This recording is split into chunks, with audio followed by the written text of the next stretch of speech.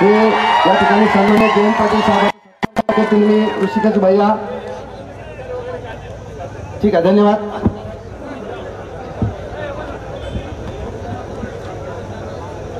आमचे नेते आदरणीय जयंत पाटील साहेब, आमचे नेते आदरणीय कोल्हे साहेब, आमचे नेते आदरणीय जीवनरावजी गोरे साहेब, आपण ज्यांच्या आजच्या या कार्यक्रमानिमित्त आपण सर्वजण आशीर्वाद द्यायला आले, आपले लाडके उमेदवार आदरणीय बजरंग बाप्पा, आदरणीय दरेकर नाना, व्यासपीठावर असलेले सर्व पक्षाचे सर्वच प्रमुख, सर्व पदाधिकारी, सर्व मान्यवर, इथं उपस्थित असलेले सर्व ग्रामस्थ, सर्व प्रमुख आणि माझे युवक मित्र, इलेक्शनच्या शेवटच्या टप्प्यामध्ये आपली निवडणूक आलेली आणि खऱ्या अर्थाने आता ही निवडणूक बाप्पा ही तुमची निवडणूक राहील नाही, तर ही निवडणूक संविधान वाचवण्यासाठी ही निवडणूक आहे, सर्व लोकांची ही निवडणूक आहे। आपण ही निवडणूक जिंकलेली आहे, या जनतेच्या आशीर्वादाने जिंकलेली आहे आणि या निवडणुकीमध्ये जयंत पाटील साहेब खऱ्या अर्थाने ही स्वातंत्र्याची ही दुसरी लढाई म्हणायला आपल्याला हरकत नाही। आपल्या आशीर्वादामुळे बजरंग बाप्पा येणाऱ्या काळात निश्चितच लवकरात लवकर आपल्याला दिल्लीला आपले खासदार म्हणून दिसणार आहेत। भाजपच्या काळामध्ये जे काही आश्वासनं या सरकारच्या माध्यमातून सर्वच मान्यवर त्याच्यावरती बोलतील, मी थोडक्यातच माझं मनोगत व्यक्त करणार आहे। पण आज जर परिस्थिती गेली तर समोरचे जे उमेदवार आहेत खऱ्या अर्थाने बजरंग बाप्पा जर बघितलं आपण तर त्या उमेदवाराला त्यांचेच लोक त्यांचे काही जे भाषण करतात, त्यांचे स्टेटमेंट देतात, ते खऱ्या अर्थाने त्यांचेच लोक त्यांना पाडणार असं चित्र पूर्णपणे दिसून येतं। जयंत पाटील साहेबांचा एक डायलॉग मला नेहमी आवडतो। जयंत पाटील साहेब आपण म्हणले की शेवटच्या टप्प्यात आलं की बरोबर त्याचं काम करायचं, कार्यक्रम त्याचा करायचं। जयंत पाटील साहेब तुमचं थोडंफार आम्ही शिकायला लागलेलं आहे। बीड जिल्ह्याचा हा निवडणुकीचा शेवटचा टप्पा आले, निश्चितपणे पुढच्या उमेदवाराचा कार्यक्रम आपण सर्वजण केल्याशिवाय राहणार नाही। कोल्हे साहेब या कार्यक्रमाच्या निमित्त मी आवर्जून आपल्याला सांगेल की निवडणूक आल्यानंतर निवडणुकीचे मुद्दे विकासावरती असतात, पण आमच्या ज्यामध्ये कोल्हे साहेब हो मयूबाई 2 मिनिटं द्या मला। पण आमच्या जिल्ह्यामध्ये हे जातीपातीचे नवीन भाषण आता चालू झाली। पण आवर्जून आपल्या सर्वांना सांगेन की मी ज्या मतदारसंघातून निवडून येतो तिथं सुयाच्या टाचणी एवढी माझी जात आहे। मयूबाई सुयाच्या टाचणी एवढी जास्त आहे। फक्त पवार साहेबांनी मला तिकीट दिलं, मला आशीर्वाद दिला म्हणून मी तिथं आमदार म्हणून तुमच्या समोर मी दिसत आहे। साहेब जिल्हाध्यक्ष झाल्यानंतर गेल्या 5-6 महिन्यात आपण जो विश्वास माझ्यावरती टाकला, सर्व पदाधिकाऱ्यांची बाली गेली, सर्व तालुका अध्यक्ष जिल्ह्यामध्ये सर्व मोरे साहेब आणि तुम्हाला जी पण काही चर्चा बैठकीच्यावरून बघतो जिल्ह्यामध्ये आपल्यासोबत कुणी आमदार सर्व कार्यकर्ते आपल्या सोबत आहेत, सर्वसामान्य लोक आपल्या सोबत आहेत। पण जयंत पाटील मी आवर्जून आपल्याला सांगेल तुमका हे वातावरण बघून आता खूप जण आता इच्छुक होणार आहेत, तर आमच्या सर्व पदाधिकाऱ्यांची इच्छा आहे साहेब आता एंट्री कुणाला तिथं द्यायची नाही। आणि शेवटचे सांगतो साहेब की बीड जिल्ह्याचा इतिहास आहे, जेव्हा बीड जिल्ह्यामधून खासदार आदरणीय पवार साहेबांच्या विचाराचा निवडून येतो तेव्हा दिल्लीमध्ये सरकार हे मोठ्या साहेबांच्या मित्र पक्षाच्या विचारात होती आणि यावेळेस इतिहास घडणारे साहेब बीड जिल्ह्याचा खासदार बजरंग बाप्पा 100% निवडून येणारच आणि दिल्लीमध्ये सुद्धा आपली सरकार होणार एवढंच या ठिकाणी। आणि आपण आशीर्वाद बजरंग बाप्पाला आले त्याबद्दल आपल्या सर्वांचे आभार मानतो। माझे शब्द संपवतो। या ठिकाणी शिवसेनेचे आपण मंचाला संबोधित करायचे माननीय सातपुते साहेब। आघाडीचे उमेदवार बजरंग बाप्पा सोनवणे यांच्या प्रचाराच्या निमित्तानं जी जाहीर सभा होते, या जाहीर सभेसाठी संबोधित करण्यासाठी उपस्थित असलेले मंचावरती राष्ट्रवादी काँग्रेस पार्टीचे प्रदेश अध्यक्ष माननीय जयंतजी पाटील साहेब, मंचावरती उपस्थित असलेले या ठिकाणी आमदार अमोलजी कोल्हे साहेब, ज्यांच्या प्रचाराच्या निमित्तानं या ठिकाणी उपस्थित होत असलेले सर्वांचे उमेदवार बजरंग बाप्पा सोनवणे आणि या ठिकाणी आणि या ठिकाणी सर्व स्तरातून आलेले 72 मतदार बंधूंचं मनापासून स्वागत करून बांधवांनो मी थोडंसं बोलतोय। बांधवांनो, निवडणूक लोकसभेची जाहीर झाली, समोरच्या पार्टीचा उमेदवार जाहीर झाला आणि महाविकास आघाडीकडनं कोण उमेदवार येतो याची लोकांना उत्सुकता लागली होती। परंतु बांधवांनो, महाविकास आघाडीचा विडा या ठिकाणी बजरंग बाप्पा सोनवणे यांनी तुमच्या आमच्या आशीर्वादाच्या रूपाने उचललेला आहे। आणि निश्चित मानाने मी आपल्याला सांगू इच्छितो, ज्यांना जनतेची साथ आहे, जनतेसोबत तमाम जनता आहे, त्यांना बाकी कुणाची गरज नाही। आणि म्हणून तुमच्या सर्व मतदान रूपी, तुमच्या सर्वांच्या साक्षीनं, तुमच्या सर्वांच्या मतदान रूपी आशीर्वादानं बजरंग बाप्पाला आपण दिल्लीला पाठवल्याशिवाय राहणार नाही। बांधवांना आपण बघितलं, या देशामध्ये गेल्या अनेक वर्षापासून, 10 वर्षापासून या भाजपचं आणि मोदीचं राज आहे। दिल्लीमध्ये त्यांचं राज्य आहे, राज्यामध्ये त्यांची सत्ता आहे, परंतु लोकांना, सर्वसामान्य लोकांना पिळून टाकण्याचं काम या सरकारनं केलेलं आहे।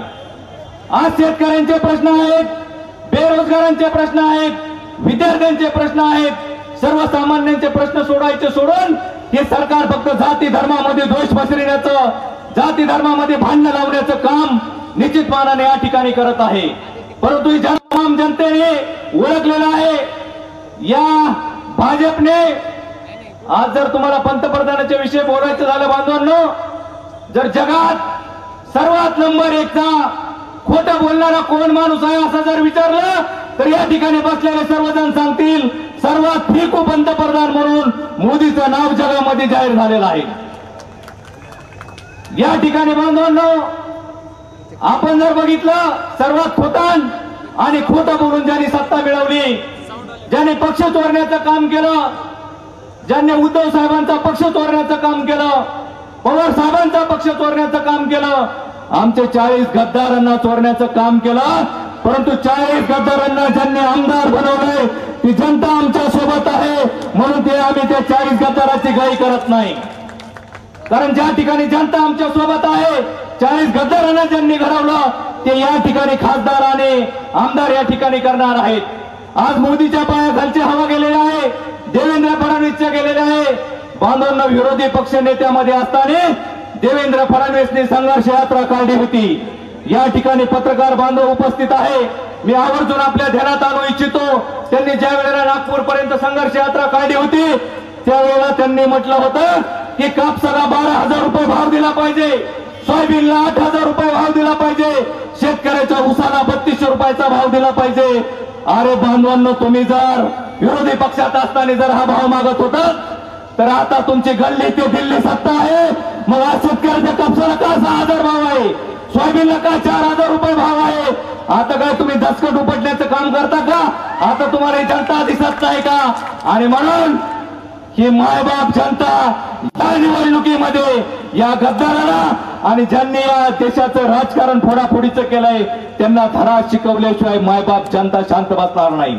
बांधवांनो, एवढ्यावरच गप्प बसले नाही, या देशामध्ये जे चांगल्या पक्षाचं काम करतात, जो नेता चांगलं काम करतो त्याच्या मागे सरकारी यंत्रणाचा वापर करून ईडी, सीबीआय, इन्कम टॅक्स या सरकारी यंत्रणाचा यांनी पुरेपूर वापर करून या ठिकाणी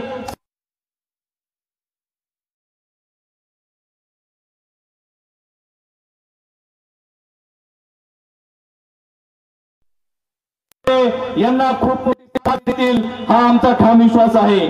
आपल्या बीड जिल्ह्यामध्ये जर बघितलं बांधवांनो, मुंडे बंधू भगिनीने प्रचार सुरू केलेला आहे की बजरंग बाप्पांनी जातीपातीचं राजकारण केलं, बाजूला बजरंग बाप्पाने कधी जातीपातीचं राजकारण केलं नाही. ते तुमचीच नियत आहे. तुम्ही जातीपातीचं राजकारण करता. आणि जरांगे पाटलाच्या बाबतीत जर बोलाल तर जरांगे पाटील मराठा समाजाचं नेतृत्व करत आहे. समाजाचे पंच सोडवण्यासाठी जरांगे पाटील त्या ठिकाणी समाजासोबत आहे. आणि बजरंग बाप्पा सुद्धा मराठा समाजाचे प्रश्न, धनगर समाजाचे प्रश्न, माळी समाजाचे प्रश्न, सर्वांचे प्रश्न सोडवण्यासाठी आपल्याला दिल्लीला पाठवायचं आहे. आणि म्हणून आदरणीय जयंत पाटील साहेबांना सांगतो, महाविकास आघाडीचा घटक पक्ष म्हणून, उद्धव साहेबांचा एक सैनिक म्हणून या निवडणुकीमध्ये बीड जिल्ह्यातील तमाम शिवसैनिक, सर्व पदाधिकारी आम्ही दिवसाची रात्र करून आम्ही बजरंग बाप्पाला मतपेटीत मत टाकेपर्यंत आमचा एकही शिवसैनिक शांत बसणार नाही. आणि मी तुम्हाला ग्वाही देतो, या जनतेच्या आशीर्वादानं येणाऱ्या 13 तारखेला या ठिकाणी तुतारी वाजवणारा माणूस यांच्या समोरचं बटन दाबून प्रचंड बहुमताने आपण निवडून द्यावं एवढी आग्रहाची विनंती करतो. थांबतो. जय हिंद, जय महाराष्ट्र. धन्यवाद सातपुते साहेब. यानंतर मी राम खाडे यांना विनंती करतो, अगदी 2 मिनिटातच या ठिकाणी आपण भूमिका मांडायची. राम खाडे. आजच्या कार्यक्रमाचे प्रमुख मार्गदर्शक या महाराष्ट्राचे राष्ट्रवादी काँग्रेसचे प्रदेशाध्यक्ष आदरणीय जयंतराव पाटील साहेब, सोबत आलेले खासदार अभिनेते अमोलजी कोल्हे साहेब आणि आपले उमेदवार बजरंग बाप्पा सोनवणे साहेब, आदरणीय असते. मी आष्टी मतदारसंघामध्ये आज या सर्व प्रमुख पाहुण्यांचे आणि प्रदेशाध्यक्षांचे सर्व मतदार आणि नागरिकांच्या वतीने जाहीर स्वागत करतो. मित्रांनो, गेले 4 इलेक्शन लोकसभा मी पाहिलेले आहेत. जो उत्साह आता बजरंग बाप्पाच्या या लोकसभेच्या निवडणुकीमध्ये आहे, हा इथून मागे कधी पाहायला मिळाला नाही. आणि बजरंग बाप्पा आदरणीय शरद पवार साहेबांच्या विश्वासावर लोक मतदान करून आदरणीय जयंत पाटील साहेबांच्या याच्यावर विश्वास ठेवून प्रचंड मताने विजय करणार आहे. देव मी तुम्हाला विश्वास देत आहे. कारण की गेले 3 महिने झालं या मतदारसंघात आम्ही फिरतो. साहेब तुम्हाला सांगतो, लोकांनी प्रत्येक गावात जर गेलं तर अति उत्साही स्वागत करत आहेत. ज्यांना शरद पवार साहेबांचं नुसतं नाव जर घेतलं तर लोक उत्साहाने स्वागत करत आहेत. बजरंग बाप्पा सारखा एक शेतकऱ्यांचा पुत्र हा एक आपल्या इंडिया आघाडीचा उमेदवार आहे. आणि त्यांना आपण विजय करण्यासाठी येत्या 13 मेला तुतारीवाला माणूस नंबर 2 मशीनवर आपलं तुतारीचा माणूस हे चिन्ह आहे, यांना बटन दाबून प्रचंड मताने विजय कराल आणि आदरणीय शरद पवार साहेबांचं हात बळकट करण्यासाठी मदत कराल अशी अपेक्षा करतो. आणि या ठिकाणी थांबतो. जय हिंद, जय महाराष्ट्र. धन्यवाद. यानंतर सन्माननीय हेमाताई पिंपळे यांना विनंती आहे की त्यांनी या मंचाला संबोधित करायचं आहे. हेमाताई पिंपळे. वेळेअभावी मी नाव शकत नाही, परंतु आदरणीय पवार शिलेदार आदरणीय जयंत पाटील साहेब, कोल्हे साहेब, मी विनंती करते की आदरणीय पवार साहेबांना आमचा कार्यकर्तीचा पोचवा. पवार साहेब, संघर्ष उतनी बड़ी जीत आपकी जीत होने वाली है. आणि आमच्या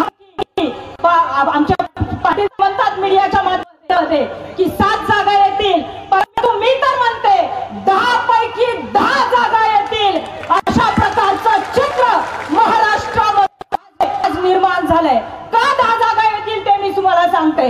मोदी साहेब म्हणतात गॅरंटी गॅरंटी गॅरंटी. मी गॅरंटी देतोय. अहो कशाची गॅरंटी का देत आहे? आमच्या आया बहिणी इथं बसल्यात. 400 रुपयाचा गॅस 1100 रुपये करण्याची गॅरंटी. 60-70 रुपयाचं पेट्रोल 110 रुपये करण्याची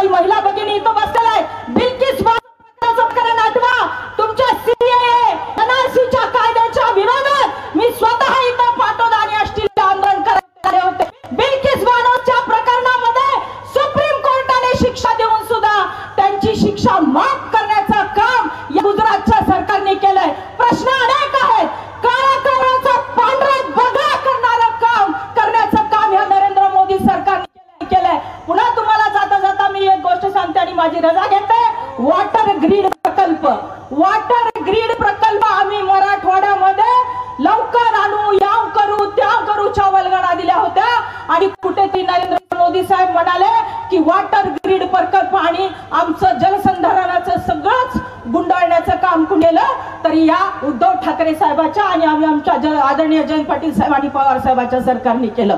10,500 कोटीची मराठवाड्याला बजेटाचं म्हणून करू असं मराठवाडा मुक्ती मराठवाड्यात जाहीर केलं, परंतु प्रत्यक्ष पूर्ण वॉटर ग्रीड अनियमित आणणं, त्यांच्यावर गुन्हे काही लोकांवर दाखल झाले आणि महिलांच्या प्रश्नावर बोलणं तर मला वाटतं सगळ्याच घटना ज्या महाराष्ट्रात घडतायत त्या महिला विरोधी घडतायत आणि जे बलात्कारी आहेत, जे लैंगिक अत्याचार करणारे आहेत त्यांना वॉशिंग मशीन मध्ये घालायचं आणि त्यांना तेल द्यायचं आणि महिलांचा आवाज दाबायचं काम जर कोणी करत असेल तर ती RSS ची पिलावळ करते.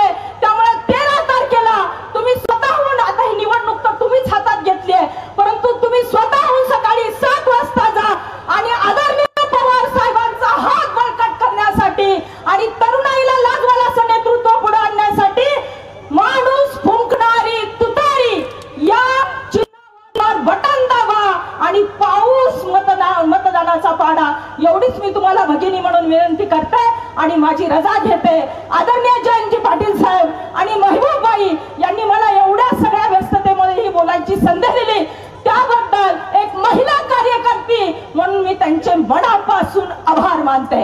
जय हिंद, जय महाराष्ट्र, जय राष्ट्रवादी. धन्यवाद हेमाताई पिंपळे. यानंतर DPIचे राज्याध्यक्ष अजिंक्य चांदेंना विनंती की त्यांनी या ठिकाणी मंचाला संबोधित करायचे. लोकसभेच्या बीड लोकसभेच्या निवडणुकीच्या या प्रचार सभेला प्रसंगी उपस्थित असणारे आदरणीय जयंत पाटील साहेब, आदरणीय पोले साहेब, सन्माननीय मंच, लोकसभेचे उमेदवार बजरंग बाप्पा सोनवणे. मी 2 मिनिटांमध्ये दलित, मुस्लिम, आदिवासी यांना आवाहन करणार आहे की ही लढाई आपल्या लढाई आहे आणि यावेळेस मतदान करायला कुणीही चुकायचं नाही.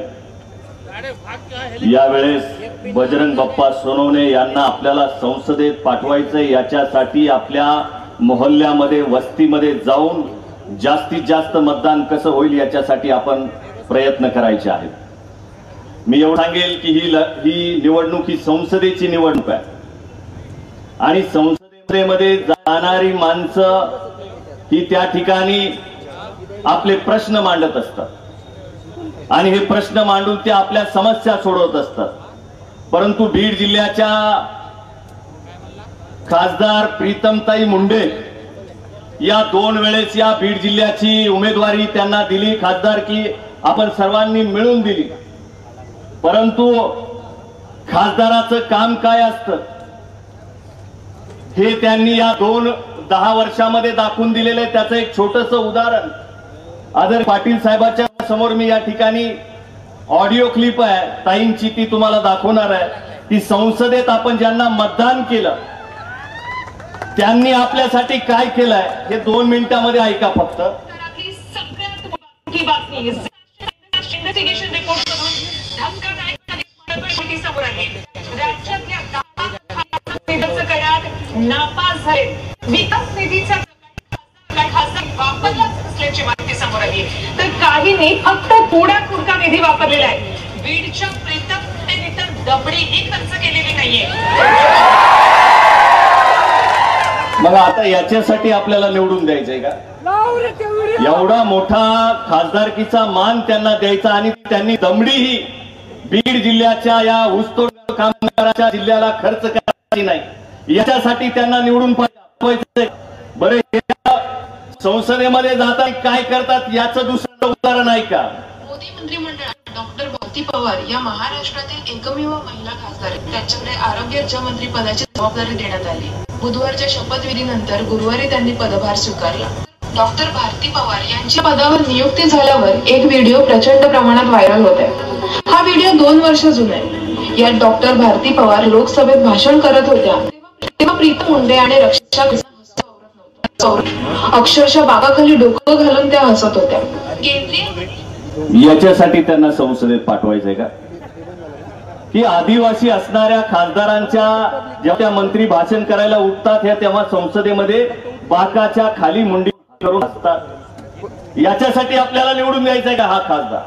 म्हणून आदरणीय शरदचंद्र पवार साहेबांनी आपल्याला जो उमेदवार दिलेला आहे बजरंग बाप्पा सोनवणे, हा शेतकऱ्यांचा पुत्र आहे। या पुत्राला आपल्याला संसदेमध्ये पाठवायचा आहे। हा प्रश्न त्या ठिकाणी मांडणारा माणूस आपला पाहिजे, याच्यासाठी त्यांना संसदेमध्ये पाठवायचं आहे। या देशामध्ये सरकारच्या माध्यमातून भीती पसरवली जात आहे। या देशाची मूळ समस्या मुस्लिम समाज आहे असं पद्धतीने सांगितलं जात आहे। महागाई या देशाची मूळ समस्या नाहीये, बेरोजगारी या देशाची मूळ समस्या नाहीये, तर मुस्लिम या देशाची मूळ समस्या आहे। अशा पद्धतीचं वातावरण मोदींच्या माध्यमातून या देशामध्ये निर्माण केलं जात आहे। त्यांना अडवलं पाहिजे। आज आपल्या गाड्या अडवल्या इथं येण्यापासून, बरोबर आहे की नाही? आपल्या गाड्या ज्यांनी अडवल्या त्यांना संसदेत जाण्यापासून अडवण्याची संधी आपण सोडली नाही पाहिजे। हा प्रण घेऊन आपण निश्चित करून येणाऱ्या संसदेमध्ये आपण बजरंग बाप्पा सोनवणेंना पाठवावं अशी विनंती मी या ठिकाणी करतो आणि थांबतो। जय भीम, जय लहुजी, जय संविधान। धन्यवाद अजिंक्य भैया। यानंतर सन्मान्य दीपक भाई केदार, राष्ट्रीय अध्यक्ष ऑल इंडिया पॅन्थर सेना, यांना विनंती करतो की त्यांनी मंचाला संबोधित करायचं। फक्त 2 मिनिटात संपवणार आहे, वेळ जास्त झालेला आहे। मी तो उपाय हाच मोठा संदेश आहे की राष्ट्रवादी काँग्रेस शरदचंद्र पवार गटाच्या पाठीशी ठामपणे आंबेडकरी जनता उपस्थित आहे। आणि या बीडला जी कीड लागलेली आहे ती कीड या मतदानाच्या माध्यमातून उद्ध्वस्त कराल असं आव्हान या माध्यमातून मी करतोय। आज या देशामध्ये आणि काय एवढ्या प्रत्येकीने येऊन बोलतोय, कारण या देशाचं संविधान धोक्यात आहे। आणि जर संविधान उद्ध्वस्त झालं तर सर्वात पहिल्यांदा जर गुलाम कोण होईल तर या राज्यातला शेतकरी, या राज्यातला दलित गुलाम होईल।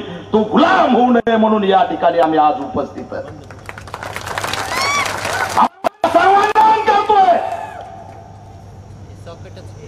मी पवार साहेबांना भेटू 1.5 तास माझ्यासारख्या कार्यकर्त्यासोबत त्यांनी चर्चा केली। जयंत पाटील साहेबांनी माझ्यासाठी पत्रकार परिषद घेतली आणि तेव्हा मला ठाम विश्वास आला की गेल्या 17 वर्ष हा आंबेडकरी कार्यकर्ता संविधान वाचवण्यासाठी लढतोय। 10 वर्षापूर्वी एका युवकाने आत्महत्या केली, त्याचं नाव होतं रोहित मुल्ला, आणि त्यांनी सांगितलं होतं हा नरेंद्र मोदी नावाचा हुकूम संविधान बदलणार आहे, तुम्ही क्रांतीसाठी लढा उभा करा। तेव्हापासून मी मैदानात उतरलेलो आहे आणि त्या दिवशी कळालं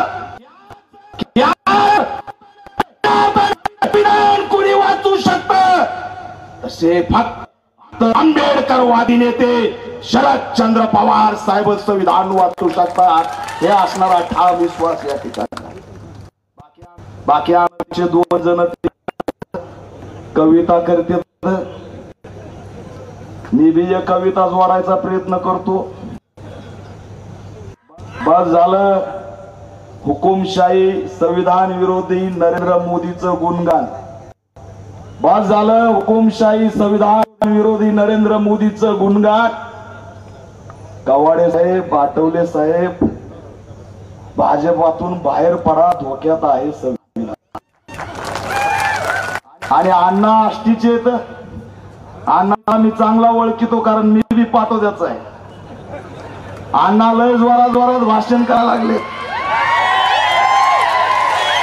अण्णाचं भाषण ऐकलं, अण्णाच्या भाषणात तर आंबेडकरी नेत्यापेक्षा जोरात ओरडायला लागले, संविधान कुठं धोक्यात आहे का? अरे तुम्हाला कळतं, आम्हाला कळतं। संविधान दिलेलं तेव्हा कुठं होते अण्णा? त्या हेमंत हेगडेंनी आम्ही संविधान बदलण्यासाठी आलो तेव्हा कुठं होते अण्णा? आणि जेव्हा आम्ही इंडिया आघाडीवाले म्हणायला लागलो की हे 400 पार संविधान बदलण्यासाठी आहे, तेव्हा तुमचा 400 पारचा नाराज बंद झाला, तेव्हा कुठं होते अण्णा? अण्णाचं तुम्हाला खरं सांगतो, वरून वरून ताई सोबत आहेत, मी त्यांना चांगला ओळखतो. त्यांच्या पण मनात बजरंग बाप्पाच आहे. त्याच्यामुळं बास झाल्या फालतू गप्पा. निवडून येणार बजरंग बाप्पा. संविधानासाठी, हे संविधान वाचवण्यासाठी, मानवता वाचवण्यासाठी, लोकशाही वाचवण्यासाठी, शेतकरी वाचवण्यासाठी वज्रमुख एक करा आणि इंडिया आघाडीला मतदान करून या ठिकाणी क्रांती घडवा, हा देश वाचवा, असं आव्हान या माध्यमातून मी आज या ठिकाणी करतो आणि रजा घेतो. जय भीम. धन्यवाद दीपकजी. आंबेडकरी जनतेने आता संविधान वाचवायचा निर्णय घेतल्यानंतर संविधान वाचणार हे खात्री आहे. या दरम्यानच्या काळात बबनराव गीते या ठिकाणी आले, त्यांचं मंचाच्या वतीने मी स्वागत करतो. यानंतर युवकांचे आदरस्थान किंवा युवकांचे प्रेरणास्थान असणारे महबूब शेख, जे महाराष्ट्राचे युवक अध्यक्ष आहेत, मी महबूब शेख यांना विनंती करतो की त्यांनी या मंचाला संबोधित करावं. बीड लोकसभेचे महाविकास आघाडीचे अधिकृत उमेदवार बजरंग बाप्पा सोनवणे यांच्या प्रचारार्थ आष्टी येथे राष्ट्रवादी काँग्रेस पक्षाचे प्रदेशाध्यक्ष, ज्यांनी राष्ट्रवादी काँग्रेस पक्ष हा पक्ष नाही तर तो परिवारही भावना महाराष्ट्रातील प्रत्येक कार्यकर्त्याच्या मनामध्ये रुजवली, असे आदरणीय जयंत पाटील साहेब, छत्रपती शिवाजी महाराज आणि छत्रपती संभाजी महाराज यांचा इतिहास, खरा इतिहास घराघरापर्यंत ज्यांनी पोहोचवला ते खासदार डॉक्टर अमोल कोल्हे साहेब, आदरणीय व्यासपीठ. मी सर्वांचीच माफी मागतो कारण वेळ भरपूर झालाय, नाहीतर अण्णासाहेब होतं, परमेश्वर काका आहेत, एन जाधव साहेब आहेत, ही सगळी मंडळी पवार साहेबांवर प्रेम करणारी मंडळी आहे. कुणी कुठेही गेलं तर ही लोक शरद पवार साहेबांच्या सोबत राहणारी मंडळी आहे. पण आपल्याला वेळ भरपूर झालाय. बरं, वेळ करायचं कारण पण साहेब, दीपक भाई, हुकुमशाही देशात 24 नंतर लागणार आहे, पण या बीड जिल्ह्यात हुकुमशाही आत्ताच सुरू केली ह्या लोकांनी. आता छेवडाराणीचा डाव सुरू झालाय की आपल्या लोकांच्या गाड्या अडवल्या जात आहेत, कुठं आरटीओला उभा करताय, कुठं पोलिसांना निवडणूक आयोगाला पाठवताय. अरे तुमच्या गांडीत दम असेल तर उद्या नरेंद्र मोदी साहेबांच्या गाड्या दाखवा. सत्तेचा एवढा माज, एवढी मस्ती, एवढा अहंकार, हे चांगलं नाही. तुम्ही किती त्रास द्यायचा तर त्रास द्या. तुमचे दिवस आता थोडे राहिलेत. दिवा विजायच्या अगोदर जसा फडफड करतो ना, तशी ह्यांची फडफड सुरू झाली. पण नोव्हेंबरच्या नंतर परत राज्यात आम्ही आहेत. अधिकाऱ्यांनी देखील लक्षात ठेवावं, परत गाठ आमच्याशी आहे. आम्ही कुणाच्या नादाला लागत नाही आणि आमचा नाद पुन्हा केल्याशिवाय सोडत नाही. लोकशाहीच्या पद्धतीने निवडणुका होऊ द्या. तुमच्या सभेला लोक घेऊन जातायचा, पण आमच्या सभेला येणारे लोक थांबवत आहे. तुमच्या पायाखालची वाळू घसरली साहेब. आमच्या जिल्ह्याच्या पालकमंत्र्याला तर ते पालकमंत्री झाले, पालकमंत्री स्वतःला या जिल्ह्याचं मालक समजायला लागले. भाषणामध्ये सरपंचाला दम देत आहेत की निधी देणार नाही. पालकमंत्री साहेब, तुम्हाला निधी द्यायचा अधिकार आणि तुम्हाला पदावर बसायचा अधिकार त्या सर्वसामान्य नागरिकाला आहे. उद्या ह्यांनी जर तुमची खुर्ची काढून घेतली तर तुम्ही निधी काय, तुम्ही कोणत्याच कामाचे राहणार नाहीत.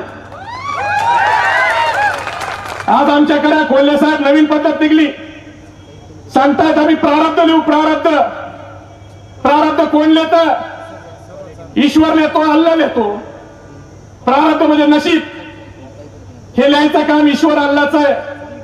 पण आता आमच्याकडच्या नेत्याला एवढी सत्तेचा अहंकार आणि मस्ती आली, ते म्हणतात आम्ही तिघं जर एकत्र आलो तर आम्ही ठरवू कुणाचा प्रारब्ध लिहायचा आहे. अहो, आम्हाला छत्रपती शिवाजी महाराजांची शिकवण आहे की माणसात देव बघा, आणि आम्ही हा माणसात देव बघणारे माणसं. उद्याच्या निवडणुकीत तुमचा प्रारब्ध हे तुम्ही कुणाला ठरवणार नाही, ही बीड जिल्ह्यातली जनता तुमचा प्रारब्ध ठरवणार आहे.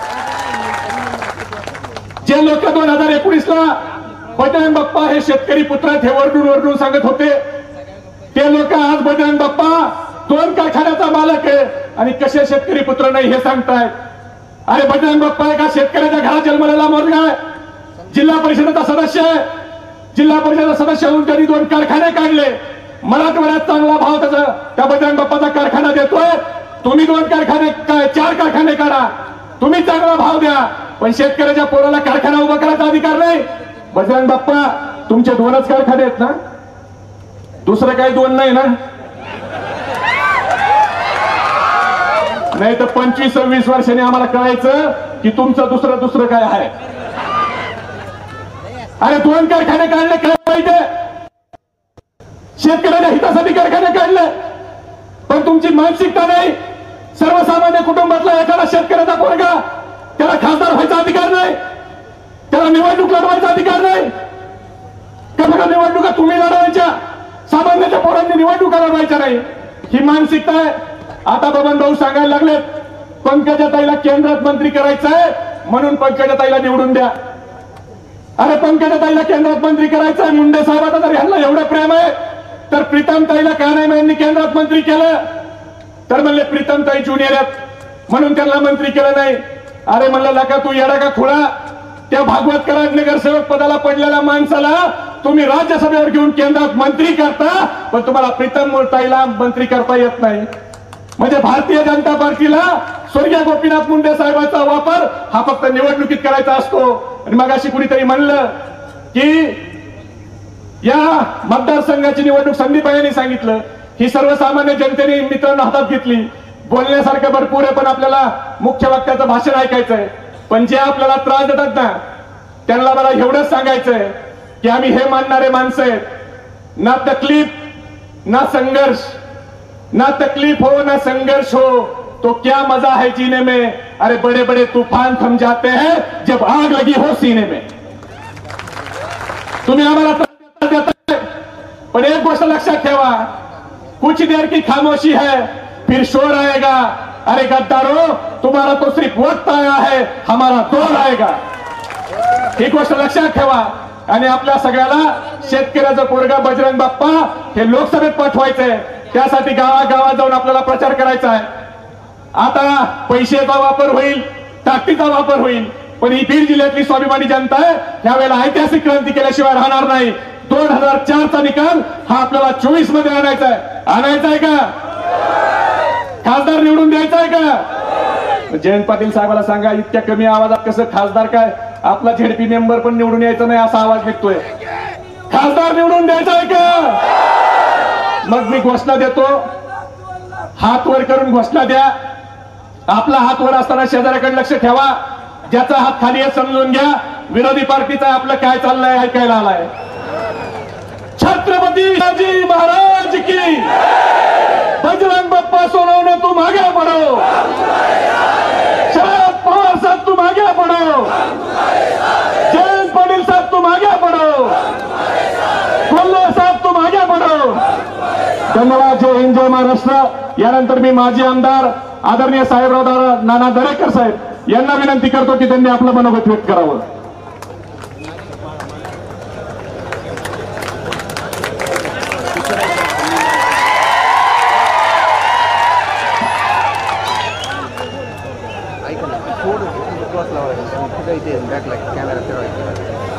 आज या ठिकाणी राष्ट्रवादी पार्टी शरद पवार यांच्या उमेदवार बजरंग बाप्पा सोनवणे या कार्यक्रमासाठी आलेले प्रमुख पाहुणे, महाराष्ट्राचे राष्ट्रवादीचे अध्यक्ष जयवंत पाटील, दुसरे प्रमुख पाहुणे ज्याने अनेक मालिका आपल्या समोर खऱ्या मानलेल्या आहेत असे शिरूरचे उमेदवार खासदार कोल्हे साहेब, आदरणीय स्टेज आणि बंधू आणि भगिनींनो, माझ्या आधीच्या वक्त्याने भाजप कसा आहे, हे सरकार कसं आहे हा विषय आपल्या समोर मांडलेला आहे. मी त्यात वेळ घालणार नाही. जयवंत पाटील हे तिन्ही आमदार मी केलेले आहेत. साहेबाला मी आमदार केलं. पवार साहेबांनी मला सांगितलं सुरेशला आमदार करायचं, मी सुरेशचं काम केलं. काल गेवराईला बोलून पवार साहेबांनी सांगितलं हे सीट बाळू आजब्याचे काम केलं.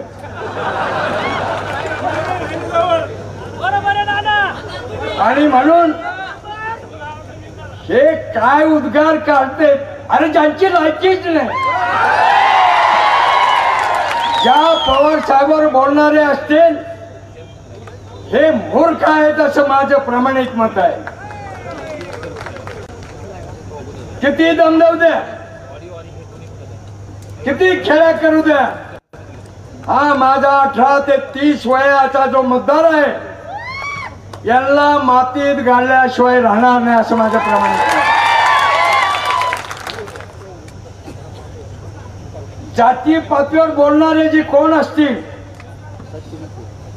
ज्या वेळेस या जिल्हा परिषदची ओपनची जागा होती त्यावेळेस ओपनचा उमेदवार काय नव्हता का, पण जातीचाच उमेदवार दिला. जातीपातीचं राजकारण कोण करतं?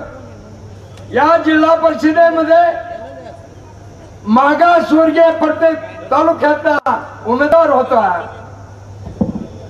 पण त्यांना दलिताला दिलं नाही. त्यांच्या जातीचा कोण हांगे होता त्याला समाज कल्याण खातं दिलं. जातीवादी आम्ही आहेत का तुम्ही? बाप्पा आमची मागच्या वेळेस चूक झाली, बाप्पा कोण आम्ही असतो, बाप्पा मागच्या वेळेसच निवडून आले असते, पण आम्ही मूर्खपणा केला. आता तसा कोणीही मूर्खपणा करू नये, कारण ह्या मतदारसंघाची पाठी ख्याती अशी आहे 67 पासून आमच्या लीडवरच्या बीड जिल्ह्याचे खासदार झालेले आहेत. आणि बाप्पा तुम्हाला ही चांगलं लीड आहे, कारण राजकीय मंडळी 12 त्यांच्याकडे पुढे समोर वाटतील, कोणाला काय सांगतील. ही अशा अवनदीच्या प्रवृत्तीचे लोक या तालुक्यात आहेत. आणि म्हणून मी या ठिकाणी बाप्पाला आम्ही चांगल्या प्रकारचा लीड देऊ. माझ्या मित्राकडे गाय फार चांगली होती, तो मला कधी बोलायचा गायला या. गाय खिलारी होती, तिचे कान बी एवढे चांगले होते, लांब लचक होती. मी वासरू पाहिलं की वासरू मरक होतं, त्याला म्हणलं गाय लय सुंदर आहे, पण ही वासरू असं मरक काय? तो म्हणला ती दूधच देत नाही. आणि मग तुम्ही ठरवायचं बिगर दुधाची घ्यायची का दुधाची घ्यायची, एवढीच विनंती मी आपल्याला करणार आहे. आणि पाटील साहेब, कोले साहेब, हा तसा नगर जिल्ह्याच्या बॉर्डरचा तालुका आहे. आम्हाला नगर जिल्ह्याचा वारसा आहे. आम्ही खाली पेडाच्या खाली काय चाललं कधी पाहिलं नाही, पण आता गीते साहेबांसारखा माणूस आपल्याला भक्कम असल्यामुळे तिकडेही दादागिरी होणार नाही असं माझं मत आहे. तेव्हा येत्या 13 तारखेला आपण पहिल्या पेटीमध्ये 3 मशीन येणार आहेत. पहिल्या मशीन मध्ये 2 नंबरला आपली माणूसधारी तुतारी येणार आहे. आणि त्या तुतारीला चांगल्या पद्धतीने मतदान करा. आणि बजरंग बाप्पा ही दिल्लीत सुद्धा आपली महाराष्ट्राची तुतारी वाजवतील याची मला खात्री आहे. तेव्हा वेळ फार झालेला आहे, तेव्हा आपण सर्वजण आलात, उपस्थित राहिलात, त्याबद्दल सर्व मतदार बंधू आणि भगिनींचे मी मनपूर्वक हृदयपूर्वक आभार मानतो आणि धन्यवाद देतो. या ठिकाणी थांबतो. धन्यवाद. बीड जिल्ह्याचं पितामह असं म्हणले जाणारे नानांनी सुंदर भूमिका मांडली. यानंतर भावी खासदार म्हणून आम्ही ज्यांच्याकडे पाहतो आहोत असे लोकप्रिय विनंती होते भूमिका मांडावी. बीड लोकसभा मतदारसंघाचा महाविकास आघाडीचा उमेदवार या नात्यानं माझ्या प्रचारार्थ व्यासपीठावर उपस्थित असणारे तुमचं आमचं सर्वांचं लाडकं नेतृत्व आदरणीय जयंतदादा पाटील साहेब, माझ्या आग्रहास्तव तुमच्या प्रेमाखास्त मला संबोधित करायसाठी इथं आवर्जून उपस्थित असणारे तुमचे आमचे सर्वांचे खासदार आदरणीय अमोलजी कोले साहेब, व्यासपीठावर उपस्थित असणारे जीवनरावजी गोरे आणि सर्व नेतेगण. उशीर बराच झालाय, तुम्ही खूप वेळापासून ऐकताय. आमच्या येतानाही गाड्या काही अडवल्या म्हणून कळलं. आमचे सर्व पत्रकारही समोर बसलेत. सर्व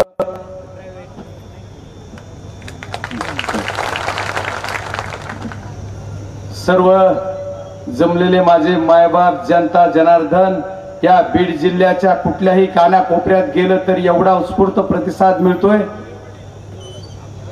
मला कळतच नाही काय होईल.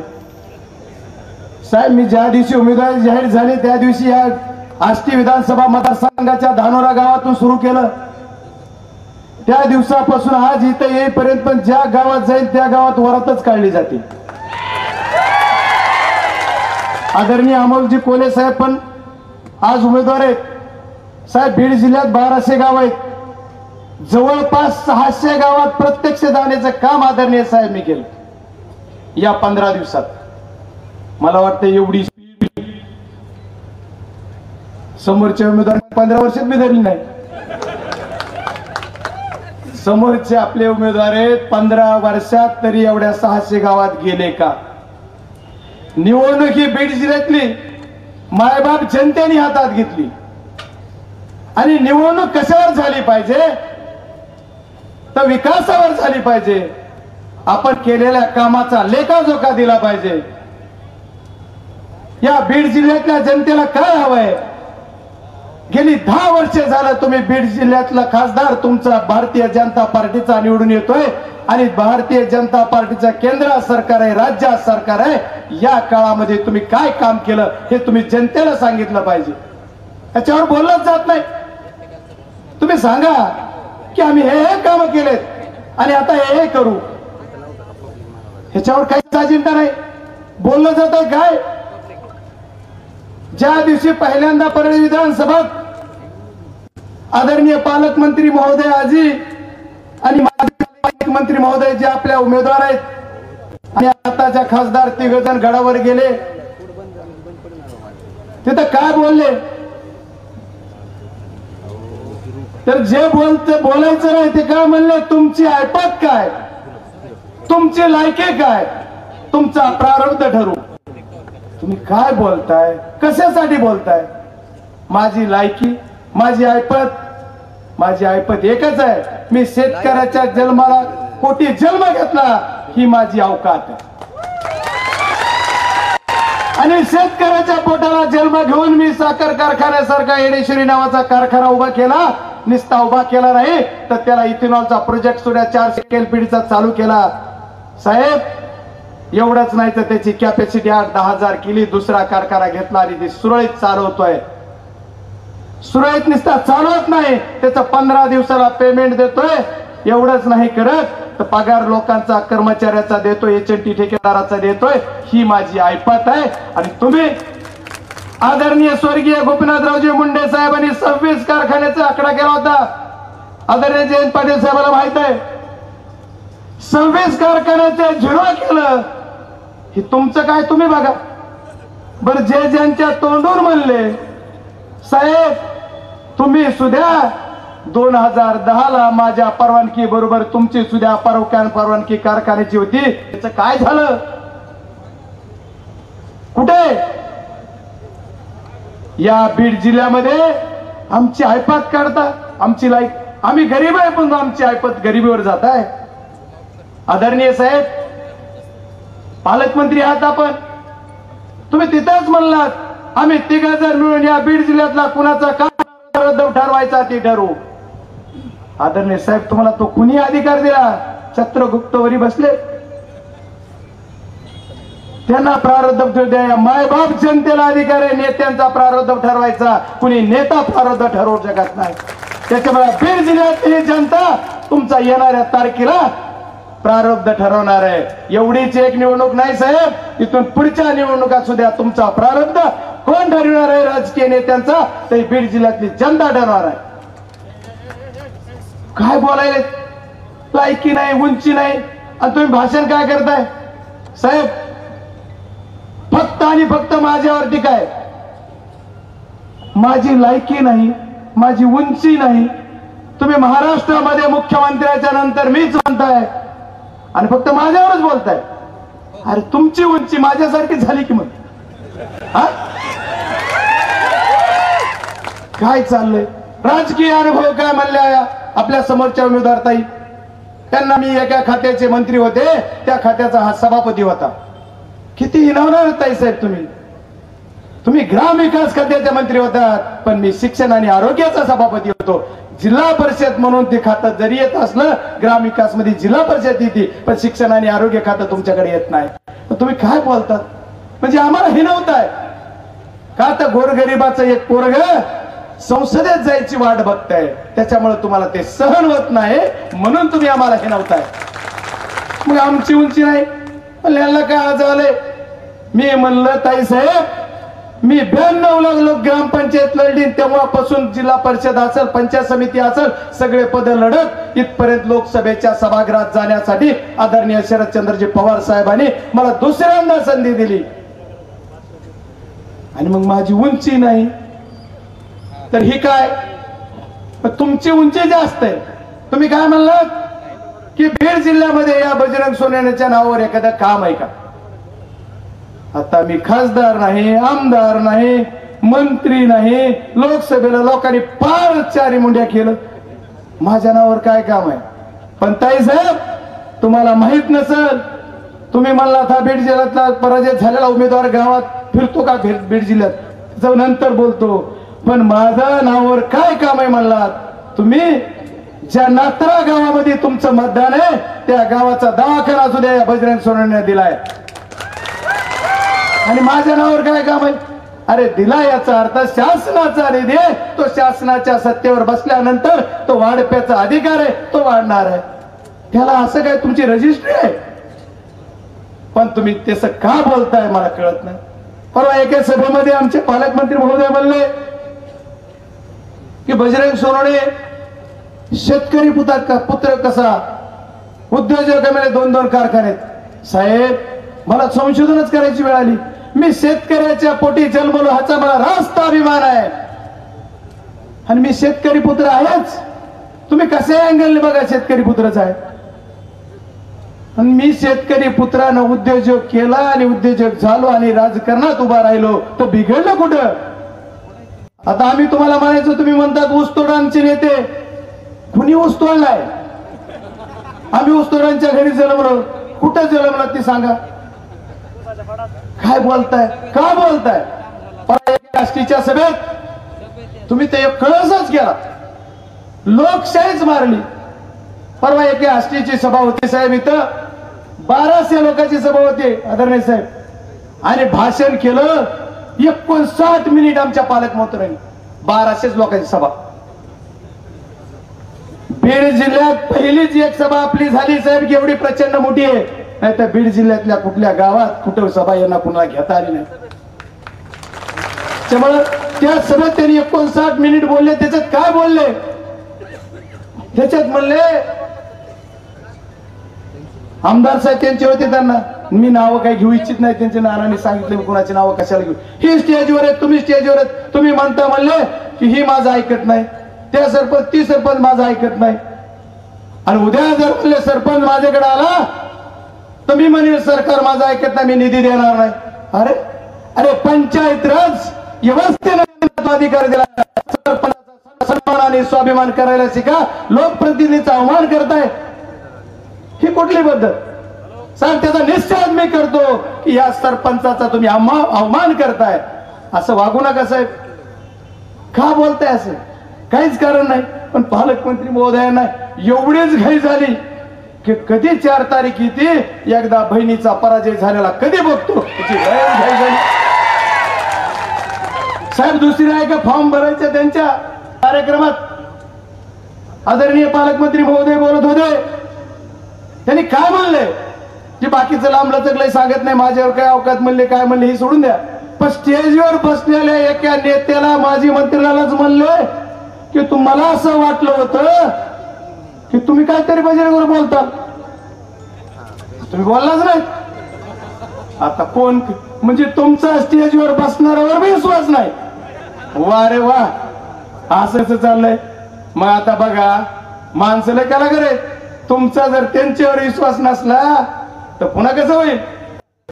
म्हणजे तुमचं तुमच्या मिळालंय,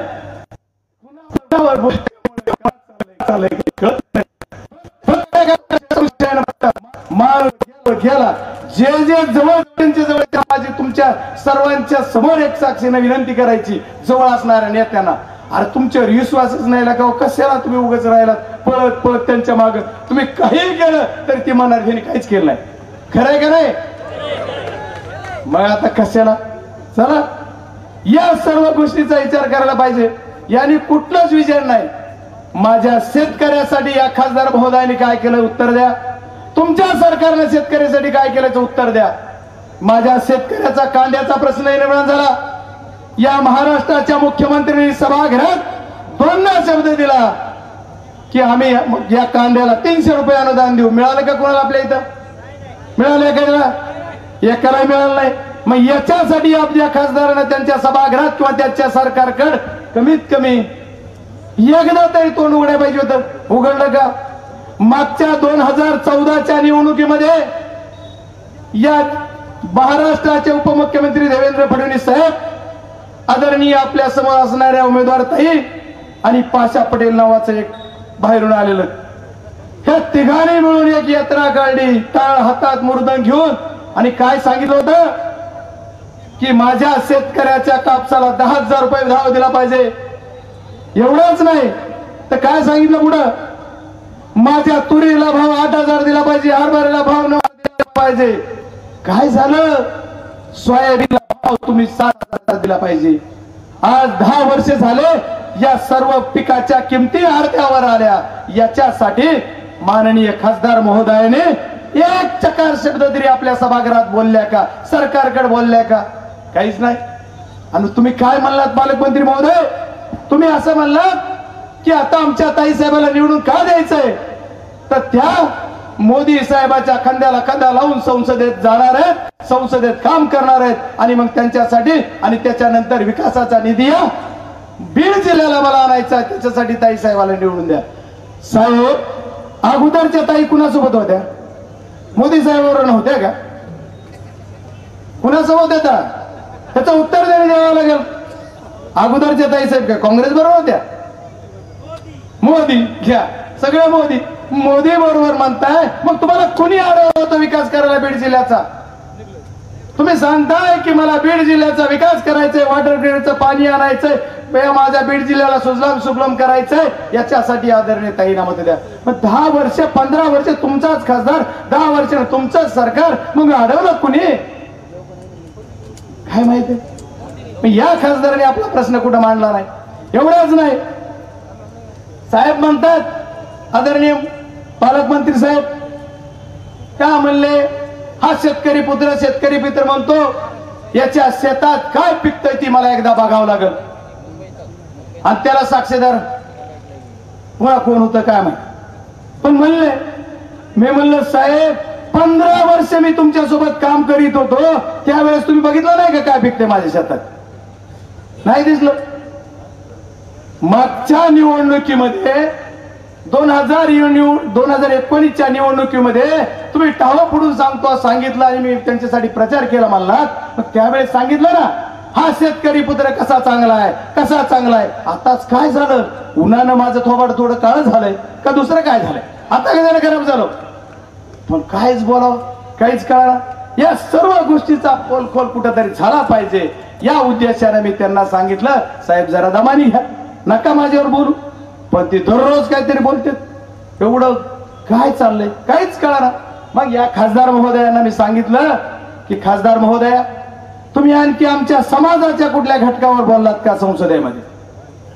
या मुस्लिम समाजाचं आरक्षण होतं त्याच्याविषयी, दलित समाजाचा विषय प्रश्न खूप मोठे होते त्याच्याविषयी, मातंग समाजाचे विषय होते त्यासाठी, ओबीसीचे एवढे आरक्षण झाले, चळवळी झाल्या त्याच्यासाठी, आणि महाराष्ट्रात आदरणीय मनोजदादा जरांगे पाटलांना जी चळवळ उभी केली बोलला त्याच्यासाठी तुम्ही कुठं एक चकार शब्द तरी बोललात. मग काय बोलता ताई साहेब? तुम्ही ओबीसीच्या आंदोलनात नाही, तुम्ही कशातच नाही, बोलता काय? अरे का बोलता? आणि खऱ्या अर्थानं जर विचार करायचा झाला तर माझं सर्टिफिकेटच दाखविलं. हे सर्टिफिकेट कुणी दिलं? कुणी दिलं? सरकारनं.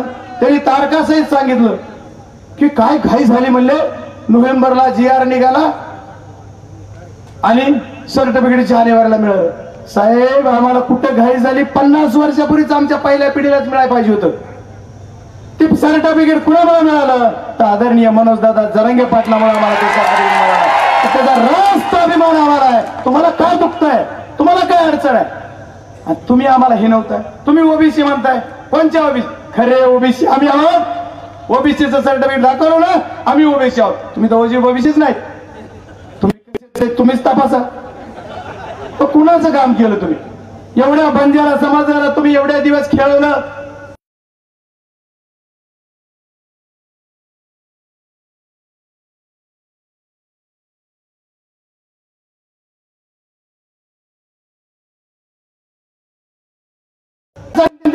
तुम्ही केलाय त्याची सुद्धा तुमची मागे म्हणजे दाखवताय पुढं आणि तुम्ही असं काय असं का? आणि मग आम्हाला म्हणताय जाती. आम्ही कसे जातीवादी? आम्ही कुठे जात कुणाची काढली? आम्ही कधी जातीवादी बोललो नाही. आणि आम्ही जर जातीवादी असतो, आज फक्त मराठा समाजाला वाटतंय की आम्हाला आरक्षण की जातीवादी झालं. फक्त तुम्हाला तसं काही वाटत नाही. तुम्हाला एकच वाटतंय की बीड जिल्ह्यातल्या ह्या जनतेने ही निवडणूक हातात घेतलेली की कुणाचं ऐकत नाही. त्याच्यामुळे तुम्हाला असं वाटायलंय की आता आपला पराजय, त्याच्यामुळे तुमची पायाखालची वाळू घसरली आणि त्याच्यानंतर तुम्ही आता लागलात काहीतरी बोलायला. एवढाच विषय, दुसरं तुमच्यात काही नाही. याच्यामुळं आदरणीय पालकमंत्री महोदय, माझी विनंती आहे तुम्हाला, तुम्ही विकास केला म्हणतात. म्हणले एकदाही म्हणलं की शेतकरी पुत्र की कृषी मंत्र्यानं काय काम केलं दाखवा.